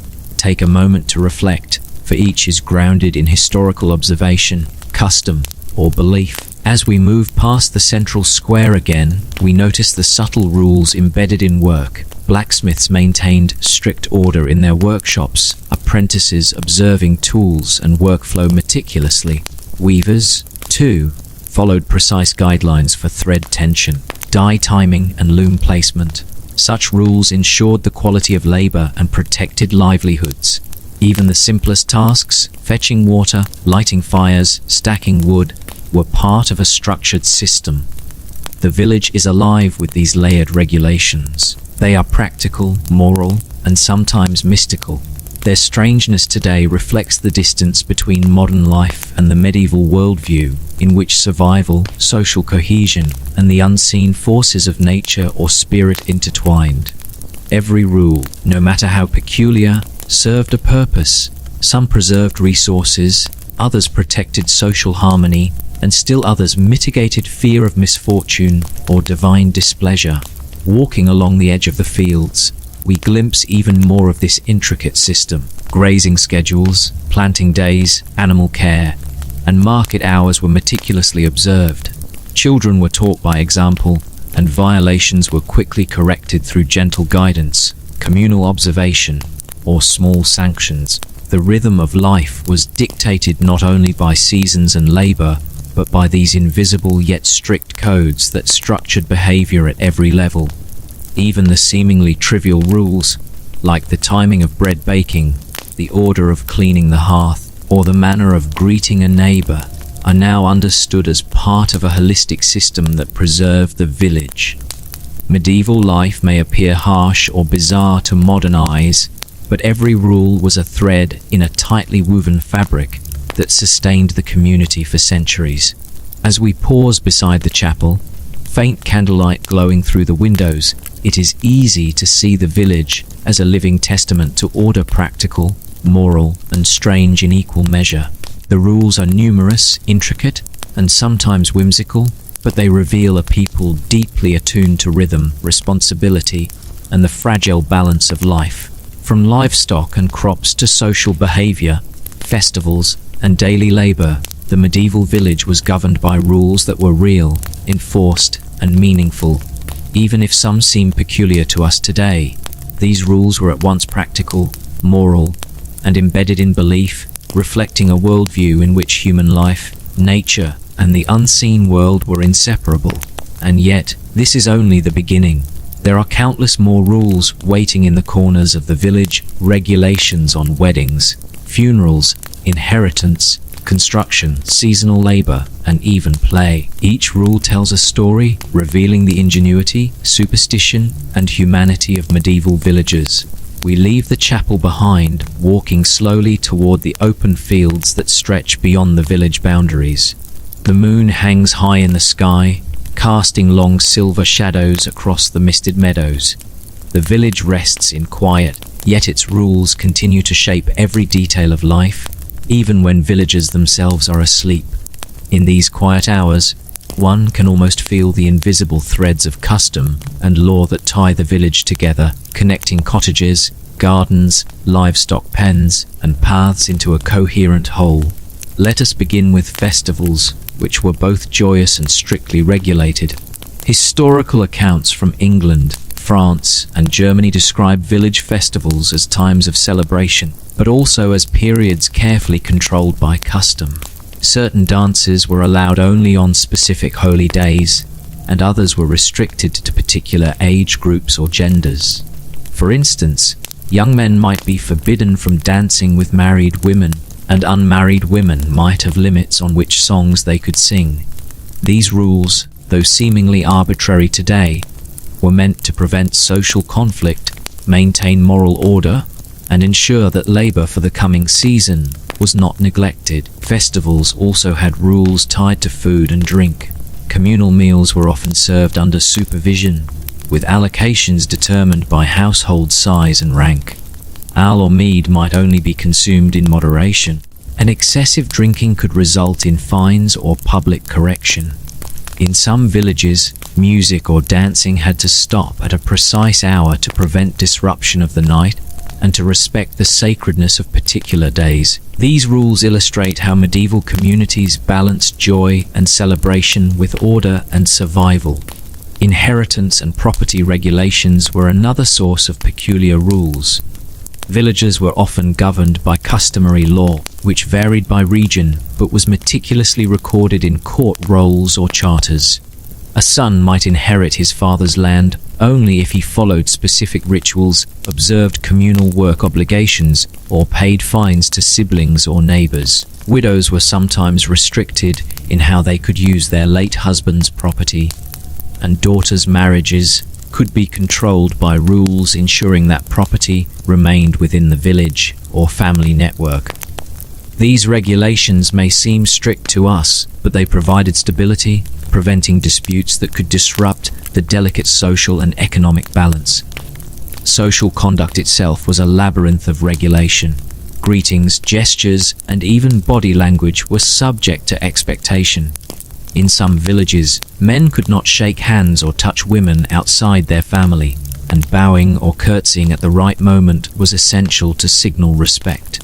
Failure to observe these small rules could provoke gossip, fines, or social exclusion.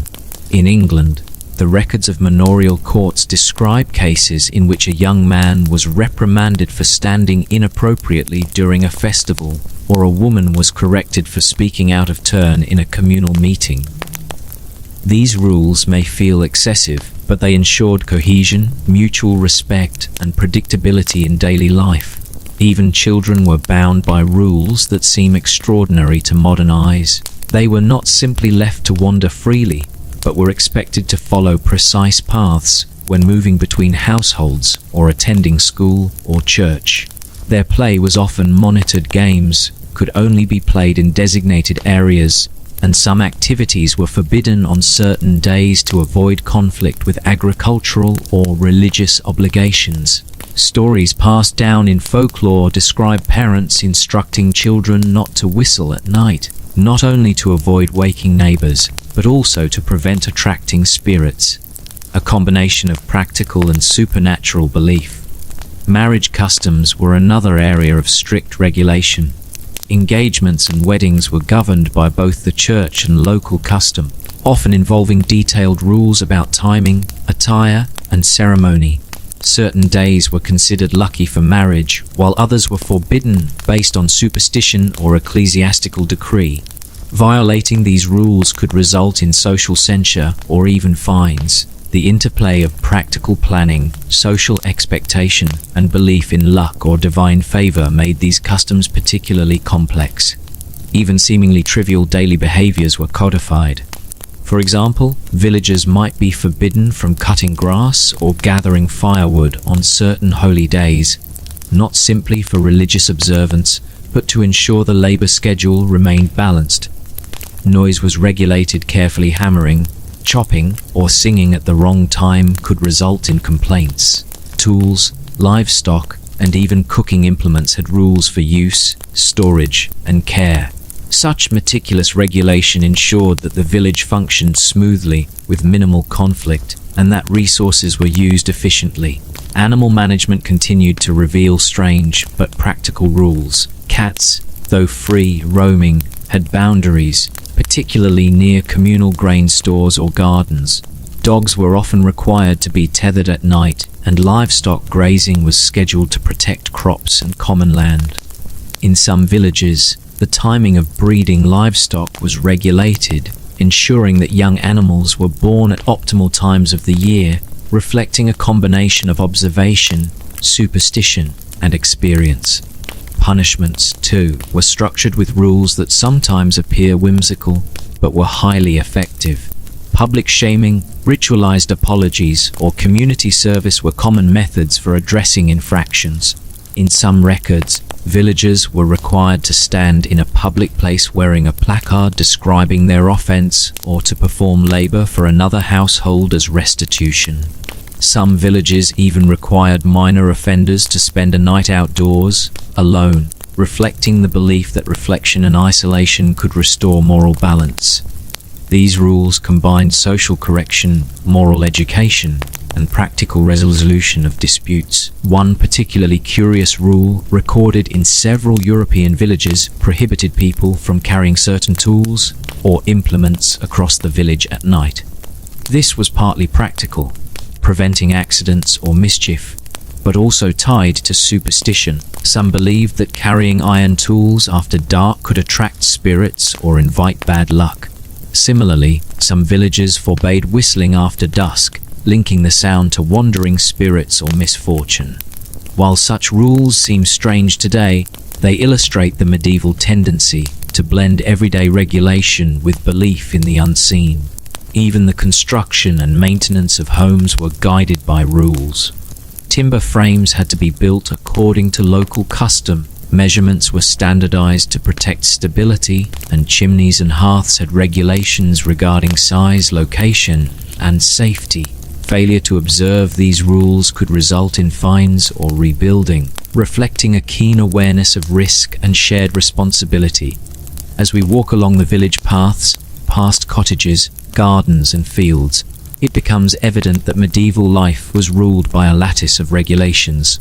Some of these rules were practical, protecting resources, health, and property.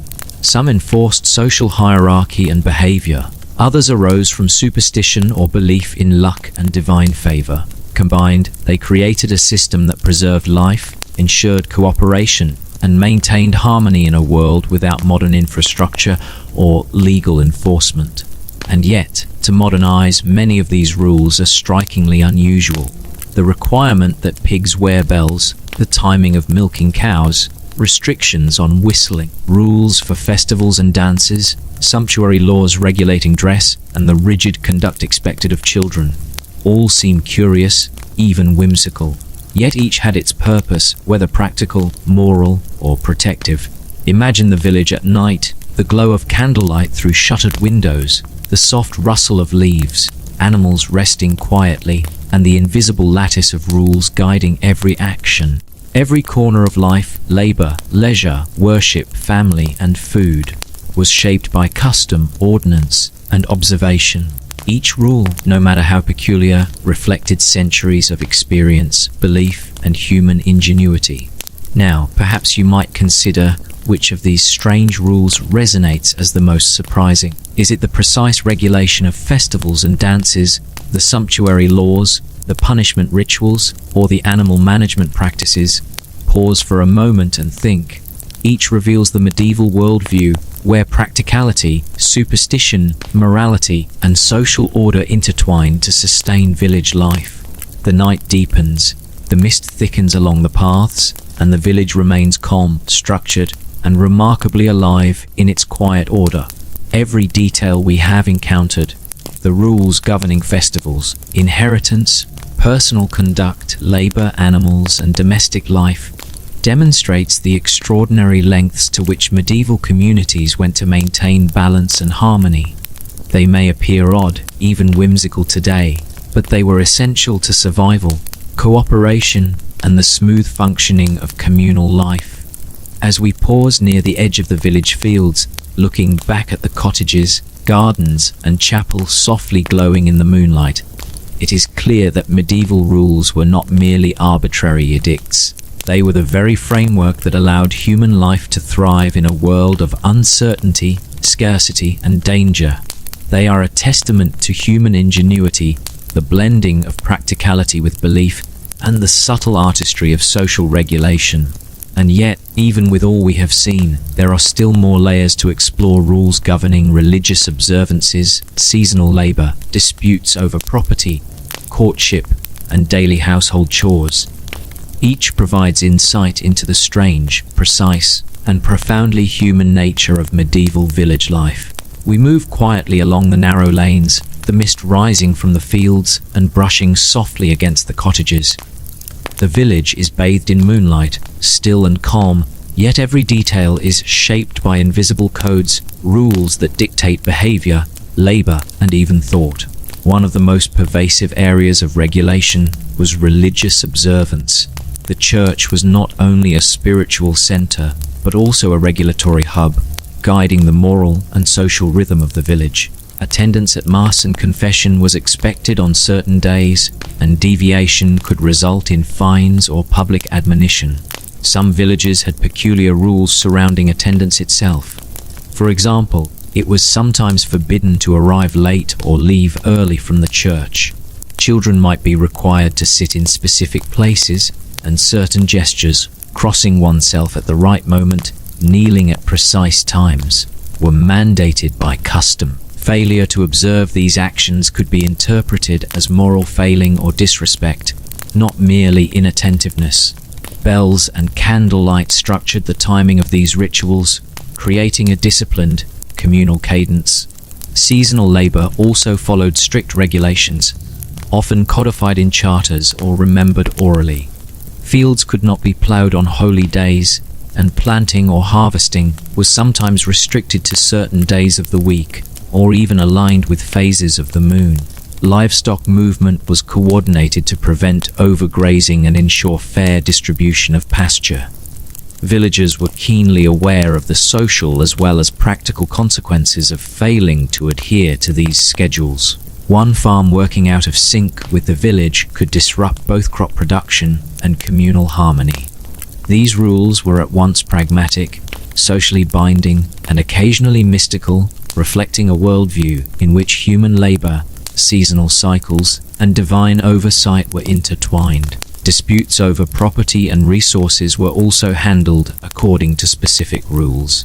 Manorial courts and village assemblies played a central role in adjudicating conflicts. Historical records indicate that even minor disputes over a stray pig, a damaged fence, or access to the communal mill had detailed procedures.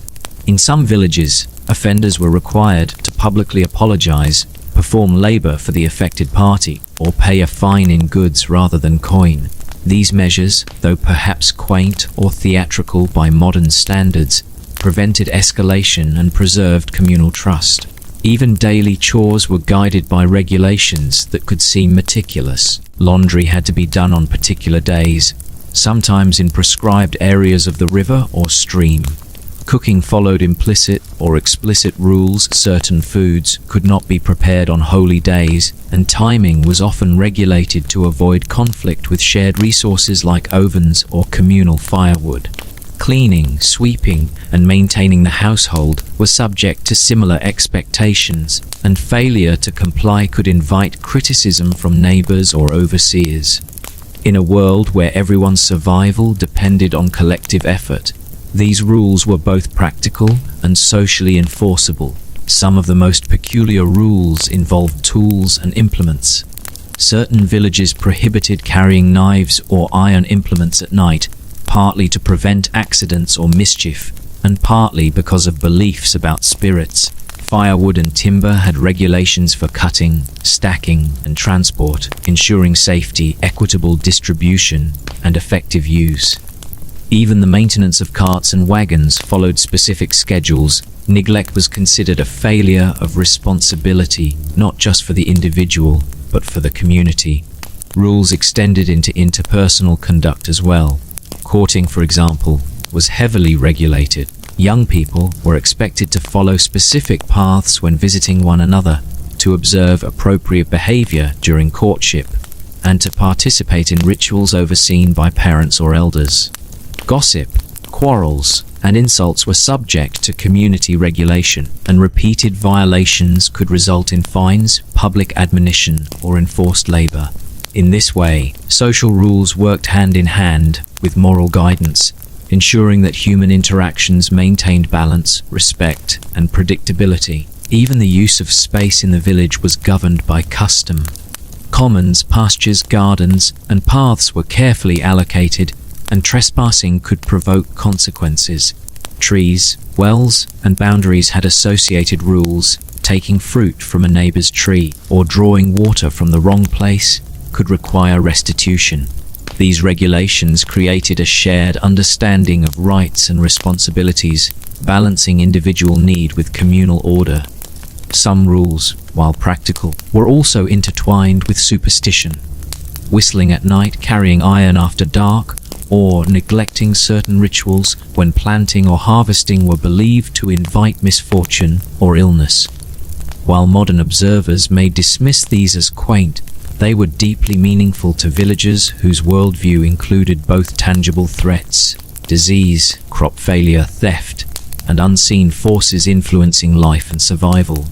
As we pause near the edge of the fields, the mist swirling gently around our feet, it becomes clear how comprehensive these rules were. They governed religious observance, seasonal labor, social interaction, household management, animal care, and even the timing of work and play. The combination of practicality, morality, and superstition created a lattice that structured village life in every detail. Let us consider some particularly strange examples. In some villages, it was forbidden to cut hay on Sundays, not only because of religious observance, but also because leaving the field undisturbed ensured soil fertility and preserved community harmony. Another rule prohibited leaving livestock unsupervised at night on certain days of the week, with violations leading to fines or community service. Whistling after dark, as mentioned, was prohibited in several regions, linking sound to supernatural danger. Even minor behaviors, such as sweeping thresholds, stacking firewood, or greeting neighbors in prescribed ways, were regulated. These rules may strike us as peculiar today, yet each reflects a reasoned response to the challenges of medieval life. Walking back through the village lanes, past cottages and gardens, it is impossible not to see the cumulative effect of these regulations. Every day, every season, and every action is shaped by a combination of practical necessity, social expectation, and belief. Even the smallest gestures, pouring water, gathering eggs, tending livestock, carry rules that ensure the functioning of the community. Now, as you imagine walking through the village with me, consider which of these rules surprises you most. Is it the timing of labor, the detailed supervision of children, the restrictions on carrying tools at night, or the belief that whistling can invite misfortune. Each reflects a coherent, if unusual, logic, the blending of survival, morality, and belief into an integrated system that sustained life over centuries. The night continues to deepen, the village silent but alive in its order.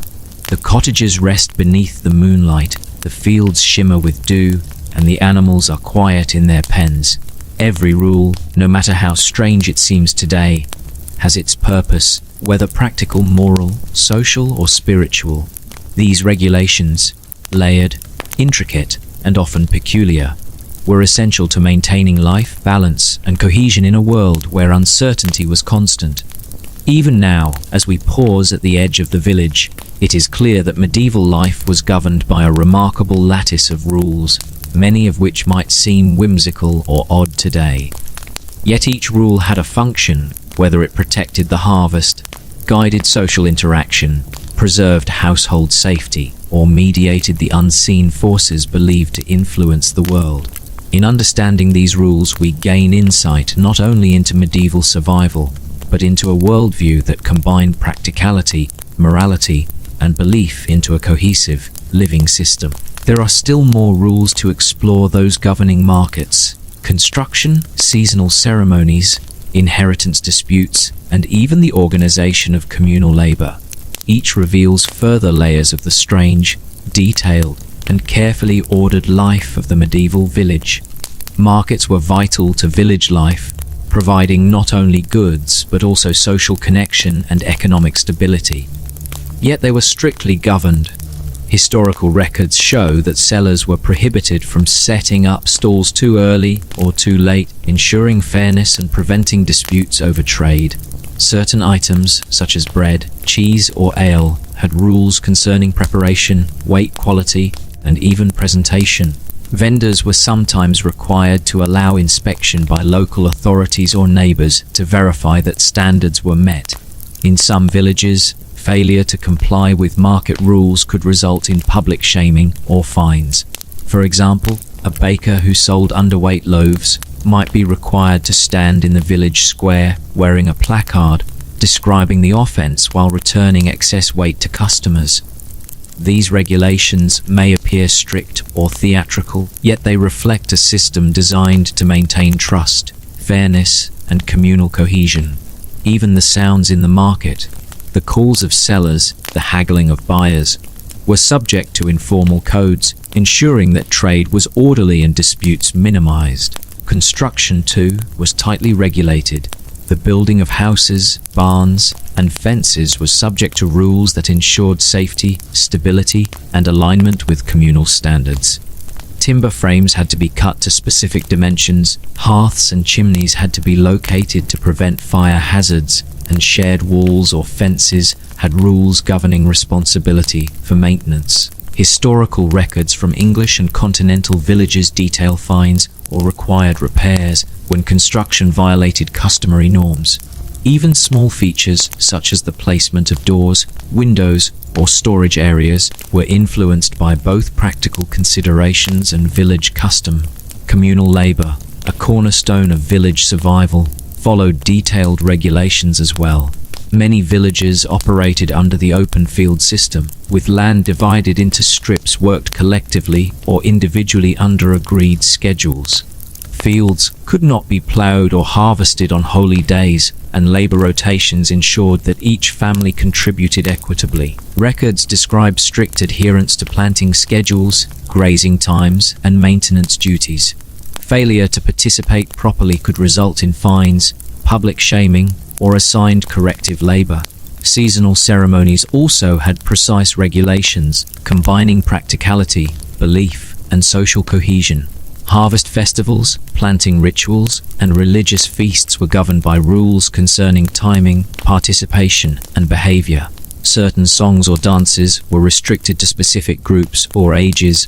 Food and drink had prescribed allocations, and ceremonial duties were often assigned based on household rank or occupation.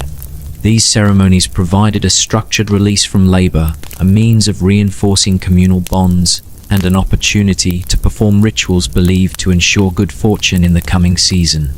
Inheritance, another critical domain, was highly regulated. Customary law often dictated how property passed from one generation to the next, with rules specifying the rights of sons, daughters, widows, and extended family.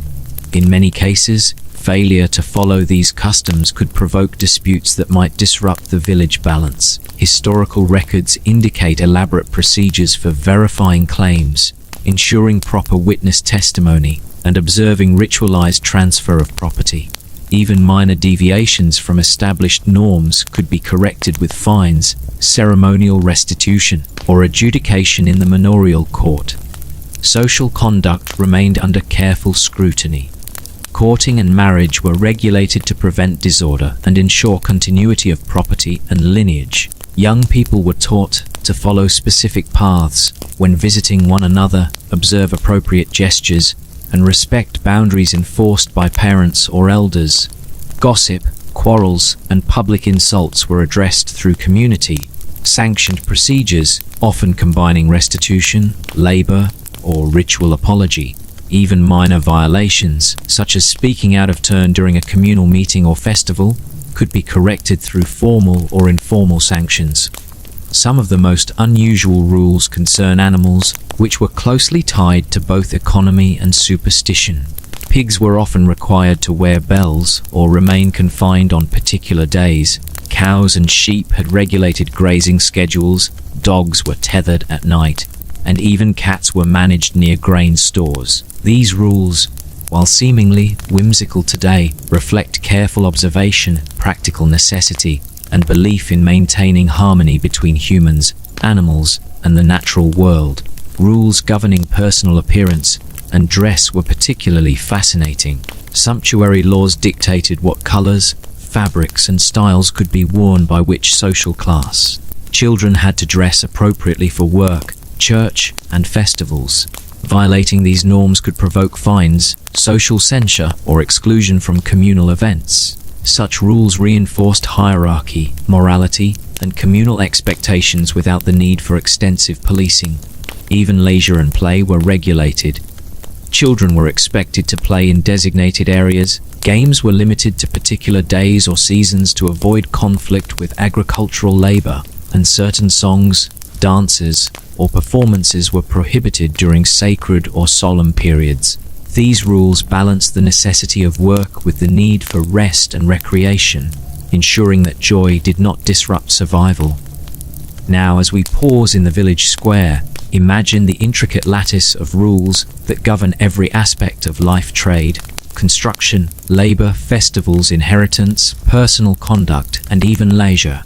Each rule, strange, precise, or whimsical, is grounded in practical necessity, social expectation, or belief. They collectively sustain the rhythm, safety, and harmony of the village, guiding behavior in ways that seem extraordinary to the modern observer. Perhaps now you might ask yourself which of these regulations seems most unusual or surprising. Is it the market rules requiring inspection of loaves and aisle, the precise placement of doors and hearths in construction, the obligation to perform ritualized labor as restitution, or the strict regulations governing play and leisure? Each reflects the medieval mindset in which every action, object, and season was integrated into a network of order and meaning. The night stretches on, and the village rests under the gentle glow of moonlight. Mist curls around cottages and fields. Animals breathe quietly in their pens, and the paths remain orderly, structured by rules that continue to guide life invisibly. These regulations, layered, intricate, and sometimes strange, are the foundation of medieval survival, social harmony, and cultural continuity. Even now, we have only glimpsed a portion of the rules that shape village life. There remain countless more examples: codes for craft guilds, fishing rites, communal resource management, sacred observances, conflict resolution, and seasonal labor rotations. Each reveals new layers of complexity, reflecting a society attuned to both practical needs and moral or spiritual concerns. The village sits in silence under the pale glow of moonlight. Fog drifts gently across the paths, curling around the cottages and grazing animals. Shadows stretch long and thin across fields and fences, giving everything a slightly unreal quality. It is as though the rules themselves have taken on a life, weaving through the lanes, hovering in the open squares, and guiding every unseen movement. One striking example comes from market conduct. In certain towns, merchants had to announce their prices in a melodic tone, rather than simply calling them out plainly. If a baker, butcher, or fishmonger misjudged the rhythm or tone, a neighbor or official might reprimand them. The reasoning blended fairness, entertainment, and tradition. Buyers could understand the offer clearly, while the town retained its orderly charm. Imagine the awkward merchant adjusting his voice, careful not to provoke censure, turning commerce into something resembling performance art. Animals continued to inspire unusual mandates.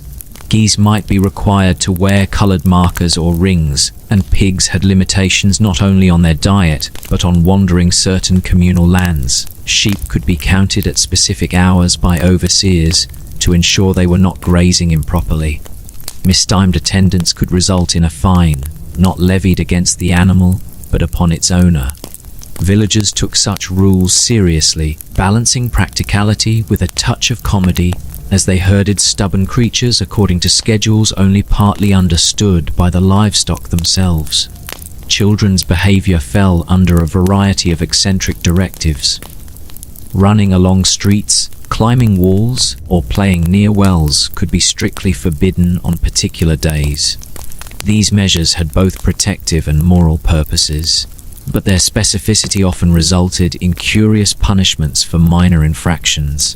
A child might be assigned extra chores for failing to observe a play restriction, or required to perform an apology before the village assembly. One can imagine the mix of chagrin and amusement that such events produced, as well as the lessons learned in public, in the eyes of peers and elders.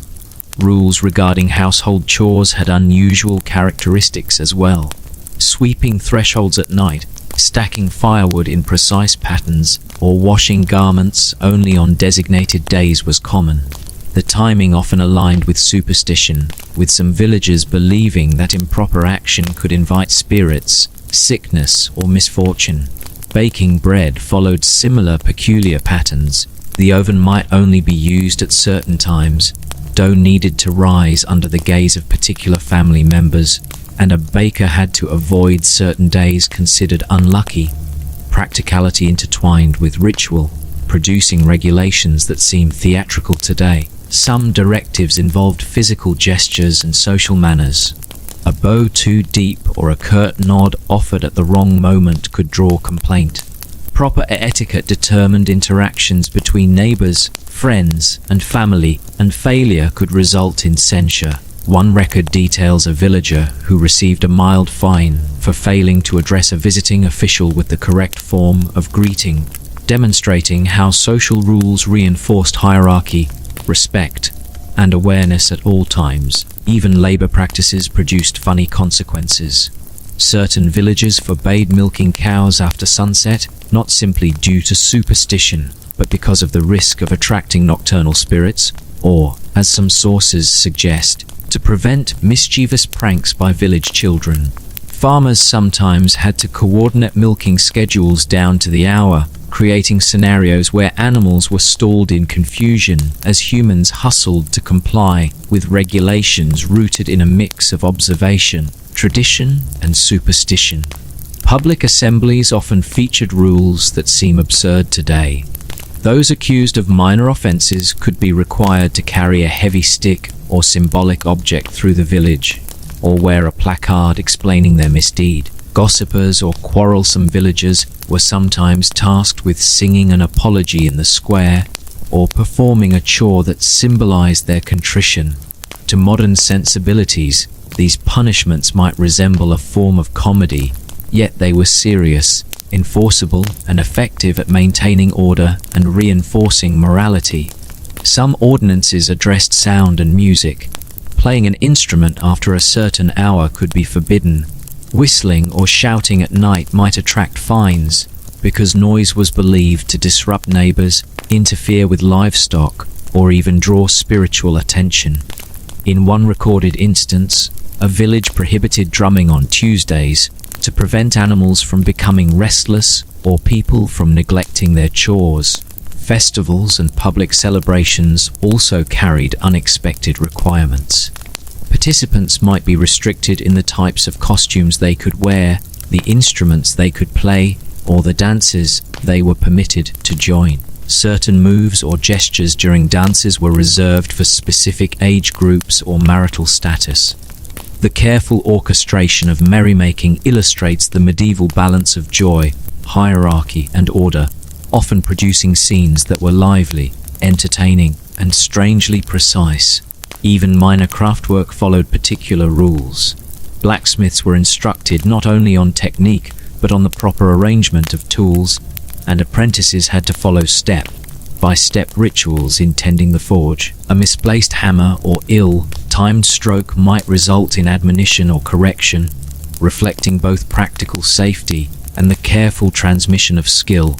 Weavers and spinners faced similar minutiae. Thread had to be wound in precise order, looms adjusted carefully, and dyeing performed under supervision. Mistakes were corrected not with punishment alone, but with instruction, a mix of order and mentorship that seems both strict and oddly nurturing. As the night continues, imagine walking past cottages and open fields where these rules quietly influence every movement. The village, though asleep, feels alive with this invisible lattice of obligation and tradition. Every animal, tool, child, and adult interacts with regulations that are practical, moral, or even amusingly superstitious. Now, as you reflect on these examples, consider which of these medieval rules makes you smile the most.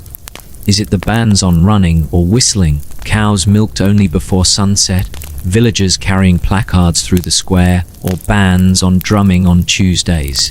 Each rule offers a glimpse into a world where life, labor, social order, and humor were intertwined, revealing both human ingenuity and the whimsical character of daily existence centuries ago. The village lies under a serene moonlit sky. Mist drifts between fences, shadows stretch across empty streets, and animals breathe quietly in their pens. Life continues within this lattice of strange, amusing, and practical regulations. The rules, peculiar as they may seem today, held meaning, reinforced community, and even shaped moments of humor, teaching lessons that were serious and entertaining all at once. There are still more amusing and odd rules to explore. Concerning festivals, craft guilds, property disputes, and everyday etiquette.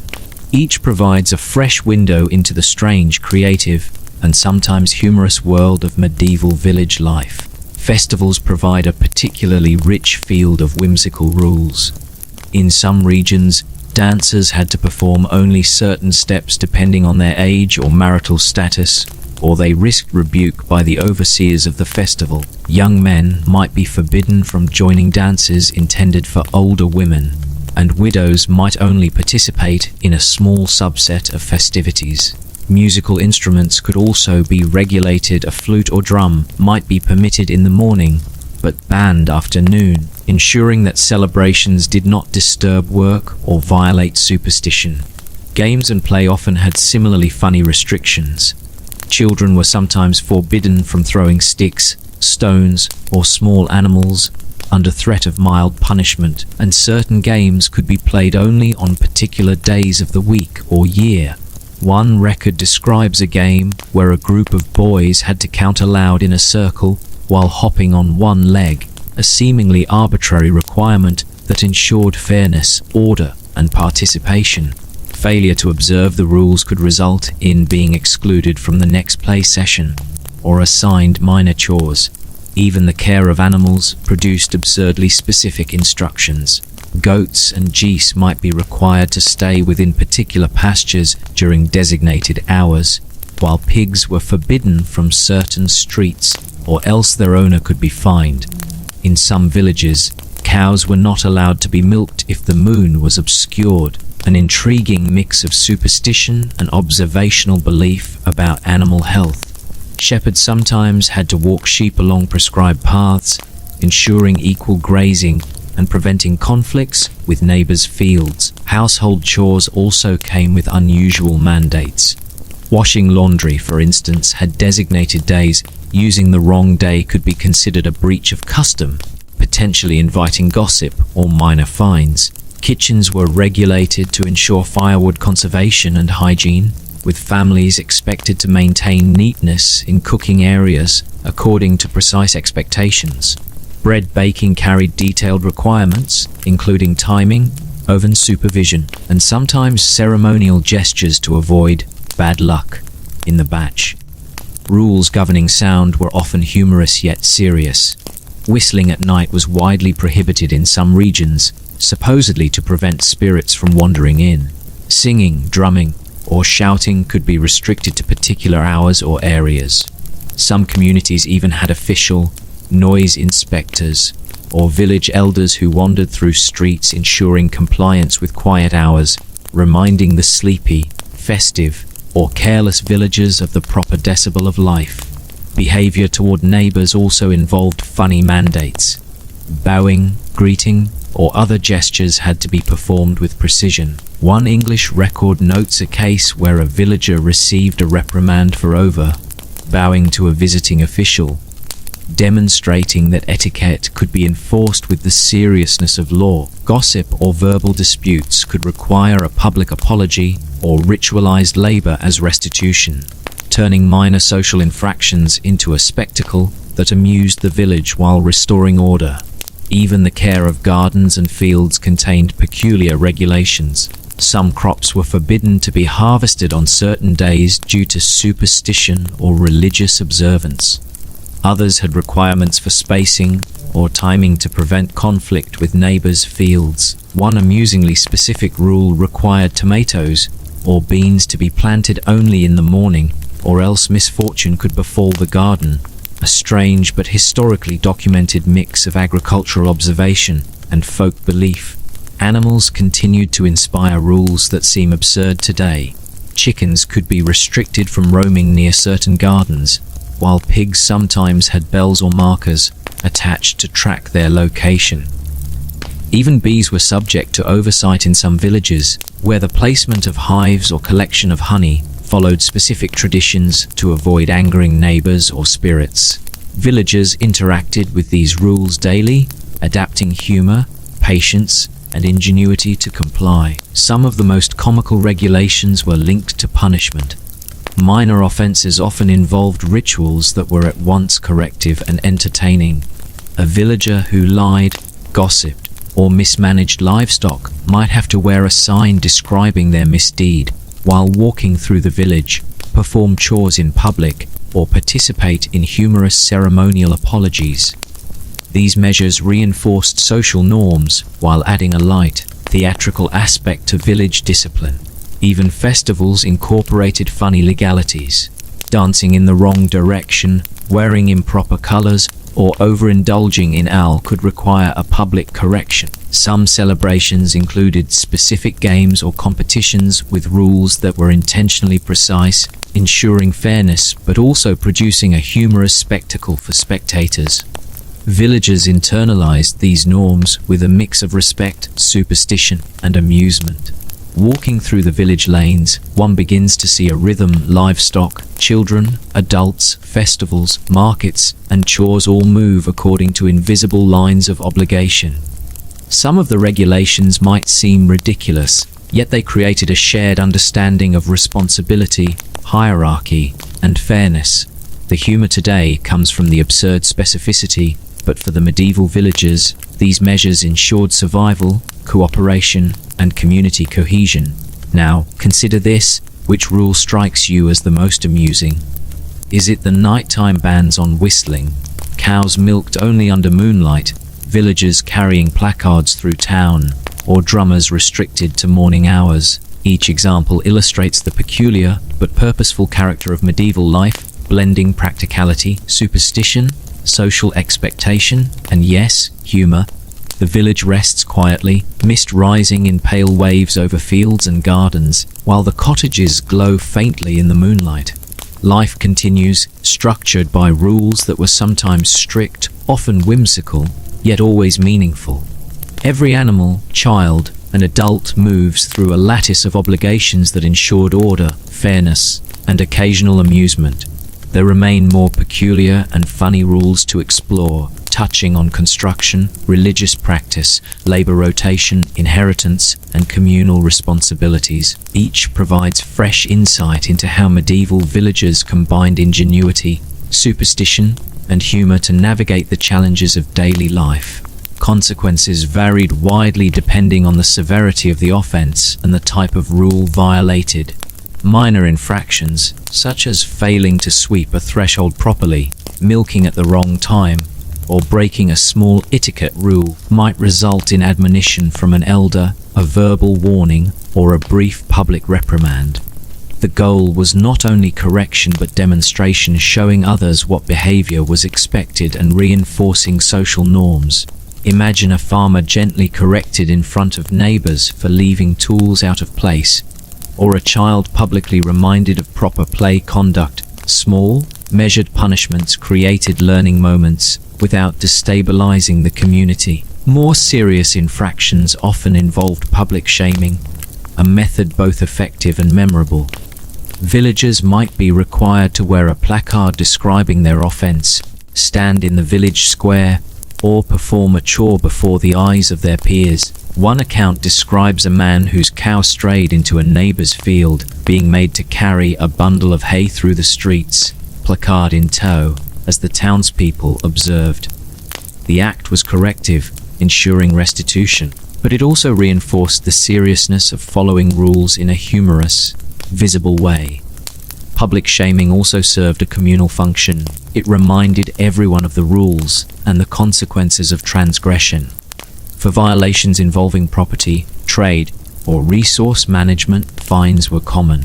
In some villages, a vendor caught selling underweight bread had to repay the customer and face additional penalty, sometimes requiring them to perform extra labor or appear publicly in the marketplace wearing a sign stating their offense. Livestock trespasses were punished with fines levied on the owner, not the animal, emphasizing accountability while discouraging negligence. This type of consequence ensured fairness, discouraged misbehavior, and maintained trust between neighbors who depended on shared land and resources. Certain offenses carried ritualized or symbolic punishments. Villagers who spread gossip, insulted authority, or violated moral codes could be required to perform a chore with symbolic meaning. For example, a young man accused of quarrelsome behavior might have to carry water to the communal well for a week, symbolizing purification and service. A woman who neglected prescribed domestic duties might be made to sweep the churchyard on holy days, an act that restored order while signaling responsibility to the community. These punishments combined practicality, morality, and subtle theatricality, reinforcing both skill and ethical behavior. Breaking rules tied to superstition often had consequences meant to prevent misfortune, both for the offender and the village. Whistling at night, milking cows after dark, or neglecting ritual gestures could prompt admonition, small fines, or required corrective actions. Some villagers were tasked with repeating the action correctly, such as milking the cows under the proper conditions, performing prayers, or observing a ritual to restore balance. These consequences highlight how seriously medieval people regarded the unseen world and how intertwined practical and spiritual concerns were in daily life. Religious violations, such as missing Mass, failing to observe holy days, or disrespecting sacred spaces, were treated with additional gravity. Offenders could be required to perform penance at church, attend extra prayers, or contribute goods for communal use. In some cases, fines were collected, often in the form of food, ale, or labor rather than coin, emphasizing both restitution and communal benefit. Such measures reflected the moral and spiritual framework of the time. The community itself acted as the enforcer, ensuring compliance through social expectation and ritual obligation. Some consequences were theatrical, bordering on the comedic, while still maintaining moral weight. A man accused of lying in a dispute might be forced to parade through the village with a symbolic object, such as a broom, stick, or empty bucket, as an emblem of his misdeed. Gossipers might sing apologies publicly, with neighbors observing to confirm their sincerity. Minor disputes between neighbors, especially concerning animals or land, often culminated in ceremonial restitutions, a measured act that balanced fairness, social cohesion, and amusement. More serious or repeated offenses could result in extended public labor or isolation. Villagers who failed repeatedly to follow work schedules, mismanaged livestock, or disrupted communal harmony might be required to spend hours tending another household's fields or performing labor on communal projects. In some areas, isolation at night was enforced, particularly when superstition suggested that certain behavior could attract misfortune. While harsh to modern eyes, these measures were carefully calibrated to maintain order, teach lessons, and protect the village as a whole. Children's misbehavior also had structured consequences. Those who ran in restricted streets, disobeyed play rules, or ignored etiquette might be assigned helpful chores, public apologies, or supervised corrections. The combination of visible correction, social reinforcement, and practical labor taught lessons while preserving the cohesion of the group. Discipline was never purely punitive, it served as education, entertainment, and social guidance all at once. In all these examples, a common thread emerges. The consequences of breaking rules were visible, practical, and socially reinforcing. Humor, theatricality, and ritual played a role in making the punishment memorable, while ensuring fairness and the functioning of the community. Even the strangest rules, from nighttime whistling bands to ceremonial plantings, were backed by consequences that kept villagers attentive, cooperative, and aware of their responsibilities. The combination of fines, public shaming, labor, ritual, and moral instruction created a system that was both effective and deeply human. It reflected the medieval understanding that society, survival, and belief were intertwined, and that rules, no matter how peculiar, were essential for maintaining balance. Imagine walking through the village at night, observing someone slowly carrying a bundle of hay through the streets, another person carefully performing chores in public, children apologizing for minor infractions, and neighbors quietly noting the lessons being taught. The scene is at once structured, amusing, and instructive. Every consequence, no matter how small or theatrical, serves as a reminder of the invisible lattice of rules that governed medieval life. Now, as you reflect on these examples, consider this question: which consequence seems the most unusual or amusing? Is it carrying symbolic objects, performing public labor, wearing placards, or singing apologies in the square? Each highlights the creativity, practicality, and even humor embedded in medieval approaches to law, morality, and communal harmony. The village remains bathed in moonlight, fields misted, animals quiet in their pens, and cottages glowing softly. Life continues, structured by rules and shaped by their consequences, a delicate balance of order, belief, and human ingenuity. Consider first the peculiar rules about public urination. In many villages, it was forbidden to relieve oneself near walls, streets, or pathways. Offenders could be fined, and in some English towns, first-time violators might have to pay a small fine, while repeat offenders were publicly paraded with a sign indicating their crime. The logic was practical, to keep streets clean, but the spectacle that sometimes accompanied enforcement made the rule absurd to modern eyes. Some rules regulated animal behavior in ways that seem outright silly. In certain villages, pigs were not allowed to root around in the streets after sunset, and chickens could be fined if they crossed particular boundaries. One village even had regulations specifying that a goose had to wear a bell to avoid disputes with neighbors, as if the animal could consciously obey the law. These regulations, though rooted in property protection, create an image of villagers carefully monitoring the fashion choices of livestock, an amusing mental picture.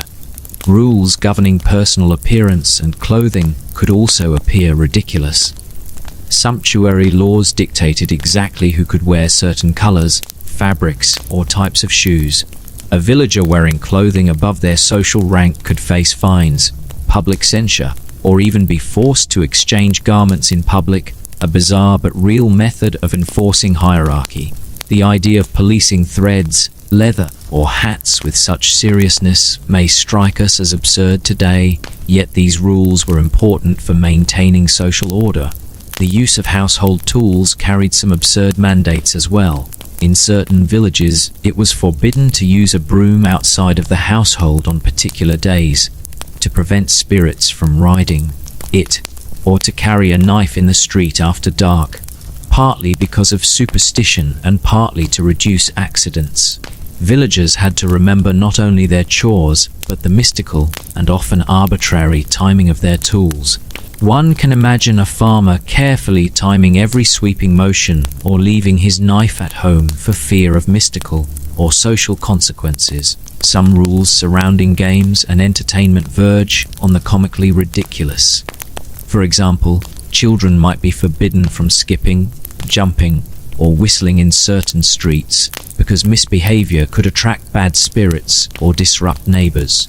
One account describes a game where players had to hop on one foot while counting aloud, and failure to comply could result in exclusion from the next game session or minor punishment. The level of absurd specificity creates an image that feels almost playful to modern eyes, yet these rules were treated seriously. Even common gestures were sometimes regulated in ways that seem laughable. Bowing too low, speaking out of turn, or failing to greet someone with a prescribed formula could result in fines or mild public punishment. One record describes a villager being scolded for nodding incorrectly while passing a neighbor, a rule that may seem trivial, yet its enforcement reinforced hierarchy and social cohesion. Festival rules included some particularly ridiculous examples. Certain dances had steps that were forbidden for unmarried people, widows, or elders, while specific songs could only be sung by children of a certain age. Failure to follow the choreography could result in mild fines or social censure. Imagine a young man hesitating mid-step during a communal dance, worried he might inadvertently break a centuries-old regulation. Even sleeping and night behavior could be regulated. In some villages, it was forbidden to snore too loudly in communal or semi-public spaces, or else a household might be fined for disturbing neighbors. Another rule forbade sleeping in certain positions during harvest season, supposedly to avoid inviting misfortune. These may seem trivial or ridiculous today, but villagers often followed them closely, fearing both social and spiritual consequences. Rules regarding sound were particularly absurd. Villagers could be forbidden from whistling at night, playing musical instruments during certain hours, or singing at inappropriate moments. Noise regulations were taken seriously, but the level of specificity, sometimes defining decibel, like limits or exact hours, feels comically over-engineered. One can almost hear a medieval father reminding his children, no whistling until sunrise, or face the fine. Even garden and field work had strange edicts. Crops might be prohibited from being planted on certain days, or tools could not be left unattended outdoors. Farmers sometimes had to walk around their plots in a particular pattern before planting, or else risk bad luck for the season. The logic combined superstition, observation, and tradition, yet the resulting rituals might appear ridiculous to modern eyes. Lastly, rules about festivals, public behavior, and minor offenses often combined silliness with theater. A villager who broke a rule might have to wear a dunce-like sign, carry an object through the town, or perform a chore in a ridiculous costume. While enforcement was serious, the visual spectacle created a humor that likely made lessons more memorable. Walking through the streets, watching animals and people move according to such precise yet absurd rules, one begins to see the medieval village as a place where survival, superstition, social hierarchy, and entertainment were intertwined. Humor existed in practice, whether intended or not, and villagers participated in these systems with careful diligence, navigating rules that sometimes seem comically overcomplicated today. Now, as you reflect on these examples, consider this: which of these rules strikes you as the silliest? Is it pigs wearing bells, prohibitions against whistling, regulations on snoring, bizarre dance steps, or walking patterns before planting? Each demonstrates the ingenuity, imagination, and strict adherence to social order that characterized medieval village life, blending practicality with superstition and a touch of comedy. The night stretches across the fields, mist drifting along cottages, and the village remains calm, structured by rules that might seem foolish to us now, but were deeply meaningful then. Every object, movement, and gesture interacts with a lattice of obligations, absurd or not, that governed life in ways simultaneously practical, moral, and amusing. There are still more ridiculous rules to uncover about markets, inheritance, guild work, construction, and social etiquette. Each provides new glimpses into the strange, humorous, and fascinating reality of medieval village life. Consider rules surrounding water and wells. In some villages, it was forbidden to draw water at certain hours, often during the night, due to fears of spirits or contamination. One particularly peculiar regulation mandated that women fetching water had to carry their buckets in a specific hand or direction, lest bad luck or illness befall the household. Imagine villagers walking to the well in the moonlight, carefully adjusting their grip and path, as if the fate of their home depended on a single gesture. Animals continued to inspire some of the most ridiculous rules. In certain towns, sheep were forbidden to graze on streets where carts traveled, not merely to prevent damage, but because superstition held that it would anger local spirits. Geese wandering into certain areas could provoke fines, while pigs were sometimes required to wear bells or be tethered to precise stakes, lest neighbors argue over ownership. One can picture a farmer corralling a bell, wearing pig, while muttering about the absurdity of the regulation. Yet the law was enforceable, and violations had consequences. Children were bound by rules that might appear comically overprotective.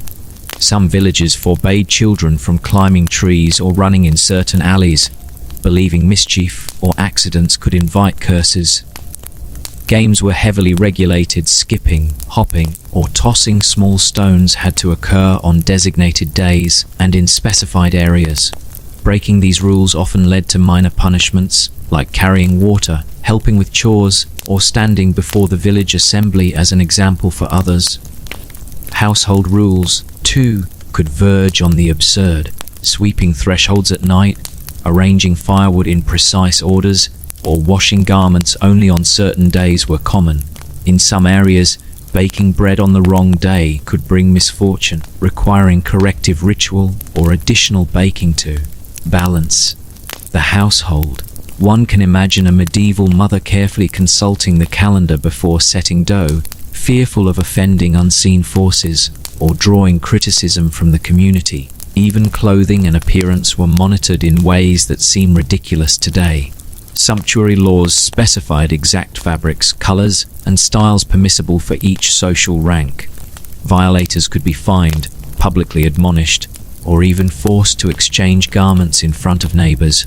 Imagine a young villager reluctantly surrendering a newly acquired, brightly colored tunic, the entire street watching as the exchange is made. Humorous in hindsight, but serious at the time. Rules about sound and speech produced similarly amusing images. Whistling, shouting, or playing instruments after certain hours was prohibited in many villages. Some towns went further, dictating how loudly one could laugh in public spaces, or punishing villagers who sang off-key during ceremonies. The goal was social harmony, yet the specificity is comical. Every tone and sound was under scrutiny. Markets carried their own peculiar regulations. Vendors could be fined for crying out prices too loudly or too softly, or for displaying goods improperly. Bread, cheese, and all were often subject to inspection, and failure to comply could result in fines or public shaming. One record describes a baker required to stand on a stool in the square while admitting an error in loaf weight, turning commerce into a theatrical lesson in honesty. Even festivals had absurd mandates. Dance steps were often restricted by age, gender, or marital status. Certain gestures were prohibited, and musical instruments could only be played in specified sequences. Drinking too early, laughing too loudly, or wearing the wrong color could result in public admonition. Villagers internalized these rules as they celebrated, creating a scene both lively and meticulously controlled, a blend of joy and absurdity. Some rules seem outright nonsensical yet were enforced. In one village, pigs could not root in someone else's yard even during the day, but cows could graze freely on the same plot if supervised, an arbitrary distinction that could provoke laughter or frustration. Another record notes that a villager could be fined for having a chimney smoke improperly because it might offend neighbors or spirits, merging practicality with superstition in a way that seems ridiculous today. Even minor social behaviors were subject to strange regulation. Bowing too low, nodding incorrectly, or failing to greet someone with a precise formula could be punished. Gossipers might be required to sing apologies publicly, while quarrelsome neighbors could be assigned theatrical chores. The spectacle of correction often provided humor while maintaining order, turning absurdity into a lesson. These examples illustrate the surprising creativity of medieval regulation. From livestock with bells to children hopping in circles, from baking schedules tied to superstition to strict limits on laughter and singing. The rules were simultaneously practical, moral, and sometimes ridiculous, producing a society highly attuned to both order and spectacle. Now, consider which of these rules seems the most absurd or hilarious. Is it the pig with a bell, the precise hand for carrying a bucket, laughter regulated by decree, or the baker standing on a stool in the square? Each example demonstrates the blend of practicality, social order, superstition, and humor that defined medieval village life. The village rests quietly beneath the moon, fields silvered by mist, cottages dark but for the faint glow of a hearth. Life continues, structured by rules that might appear foolish, yet were deeply meaningful, guiding every step, gesture, and sound. Among the strangest mandates were rules concerning festivals and social interaction. Certain villages dictated the order of drinking at feasts, specifying how much ale or wine could be consumed by whom, and at what time. Overindulgence might lead to public correction or a symbolic fine. At some celebrations, dance steps were assigned by age, gender, or marital status, and missteps could provoke rebuke or forced repetition of the dance under supervision. Imagine young men and women hopping through a carefully choreographed performance, trying desperately not to break any rule. Rules governing animals continued to amuse. Chickens, geese, pigs, and even cows were all subject to strict supervision. Geese might wear bells, pigs could not root in certain areas, and cows might be restricted from grazing at specific hours. Some villages even instructed owners to walk their animals along precise paths, ensuring fairness among neighbors and preventing disputes over land. It is almost comical to picture a farmer herding a pig past a neighbor's fence while carefully consulting a list of regulations, muttering to himself about the absurdity of it all. Children, too, lived under strange constraints. Play was permitted only in designated areas, on particular days, and with specific games. Jumping, skipping, or tossing stones could be forbidden if the timing or location was wrong. Misbehavior might result in minor punishments, such as standing before the village assembly, performing chores, or repeating the game correctly under supervision. Even in these seemingly silly restrictions, there was method, safety, order, and moral guidance were intertwined. Household chores were subject to rules so specific they sometimes appear ridiculous today. Firewood had to be stacked precisely, laundry washed only on certain days, and bread baked according to careful schedules. One record even notes that baking on the wrong day could bring bad luck, requiring corrective ritual or additional baking to restore balance. Kitchens, thresholds, and hearths were all carefully monitored, blending practicality with superstition, creating a rhythm of daily life that was at once orderly, magical, and, to the modern eye, comically detailed. Noise regulations added another layer of absurdity. Whistling at night, laughing too loudly, playing instruments at the wrong hour, or even snoring in certain spaces could provoke fines or public correction. One village had an official noise inspector walking the streets after dark to ensure compliance. The image of such a figure patrolling lanes, admonishing errant villagers for sounds as small as a whistle or a snore, strikes the imagination as humorous, yet it was considered serious business. Market rules also produced bizarrely specific mandates. Vendors could not cry out prices too loudly or softly. Goods had to meet precise measurements, and minor infractions could result in public shaming. A baker caught selling underweight loaves might stand on a stool in the square, placard on chest, admitting error. Livestock trespasses could lead to fines, and minor disputes over property were often resolved with symbolic restitution or public spectacle. These regulations combined practicality, morality, and an unexpected theatricality. Even gestures and social interactions were governed by regulations that seem absurd today. Bowing too low, nodding incorrectly, or greeting neighbors in the wrong way could incur fines or public correction.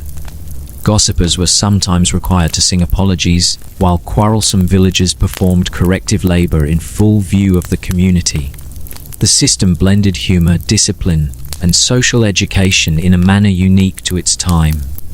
Looking across the range of regulations, from livestock with bells, baking rituals, and precise chore timing to noise restrictions, public spectacles, and dance choreography, one begins to see the medieval village as a place where order, superstition, humor, and practicality coexisted. Rules that appear absurd today were rooted in necessity, maintaining social cohesion, ensuring fairness, protecting property, preserving hierarchy, and warding off misfortune. Many also included a public or theatrical dimension, reinforcing lessons while entertaining the community and preventing repeated offenses. The consequences of breaking rules, too, reflected this blend of seriousness and creativity. From fines to public shaming, ritualized labor, symbolic gestures, and theatrical apologies, every punishment reinforced the social fabric. Minor infractions taught lessons, major offenses reminded everyone of the stakes of communal living. Even the strangest rules, such as prohibitions on whistling, hopping incorrectly, or milking cows under moonlight, were enforceable, demonstrating the medieval balance of practicality, belief, and humor. In reflection, one can almost hear the rhythms of medieval village life, children carefully hopping in circles, farmers adjusting the paths of their animals, bakers consulting the calendar for auspicious bread days, musicians pausing to avoid the wrong hour, and villagers performing minor public duties with ritualized precision. Every gesture, sound, and movement was intertwined with a web of regulations. Some sensible, others comical, yet all essential to survival, morality, and community harmony. In summary, medieval village life was governed by a remarkable mixture of practical rules, social expectations, superstitions, and sometimes ridiculous regulations. Markets, farms, homes, animals, festivals, games, and daily interactions all operated within invisible but strictly enforced frameworks. Rules that seem absurd today, pigs wearing bells, precise hand gestures, prohibitions on whistling or snoring, public apologies, and chore-based punishment, were taken seriously by villagers, producing a society both orderly and full of inadvertent humor. Consequences reinforced learning, fairness, and social cohesion, often with theatrical flair. The combination of superstition, practicality, morality, and community oversight created a world that was highly structured yet surprisingly whimsical. And now, as we leave the quiet streets and misty fields of the medieval village behind, thank you so much for watching and exploring this strange, amusing, and fascinating world with me. If you enjoyed this journey, it would be really helpful if you liked the video and subscribed to the channel. It truly helps me create more content like this. I would love to hear from you. 2. What other history videos would you like me to create? Let me know in the comments below. Your ideas could inspire the next deep dive into the past.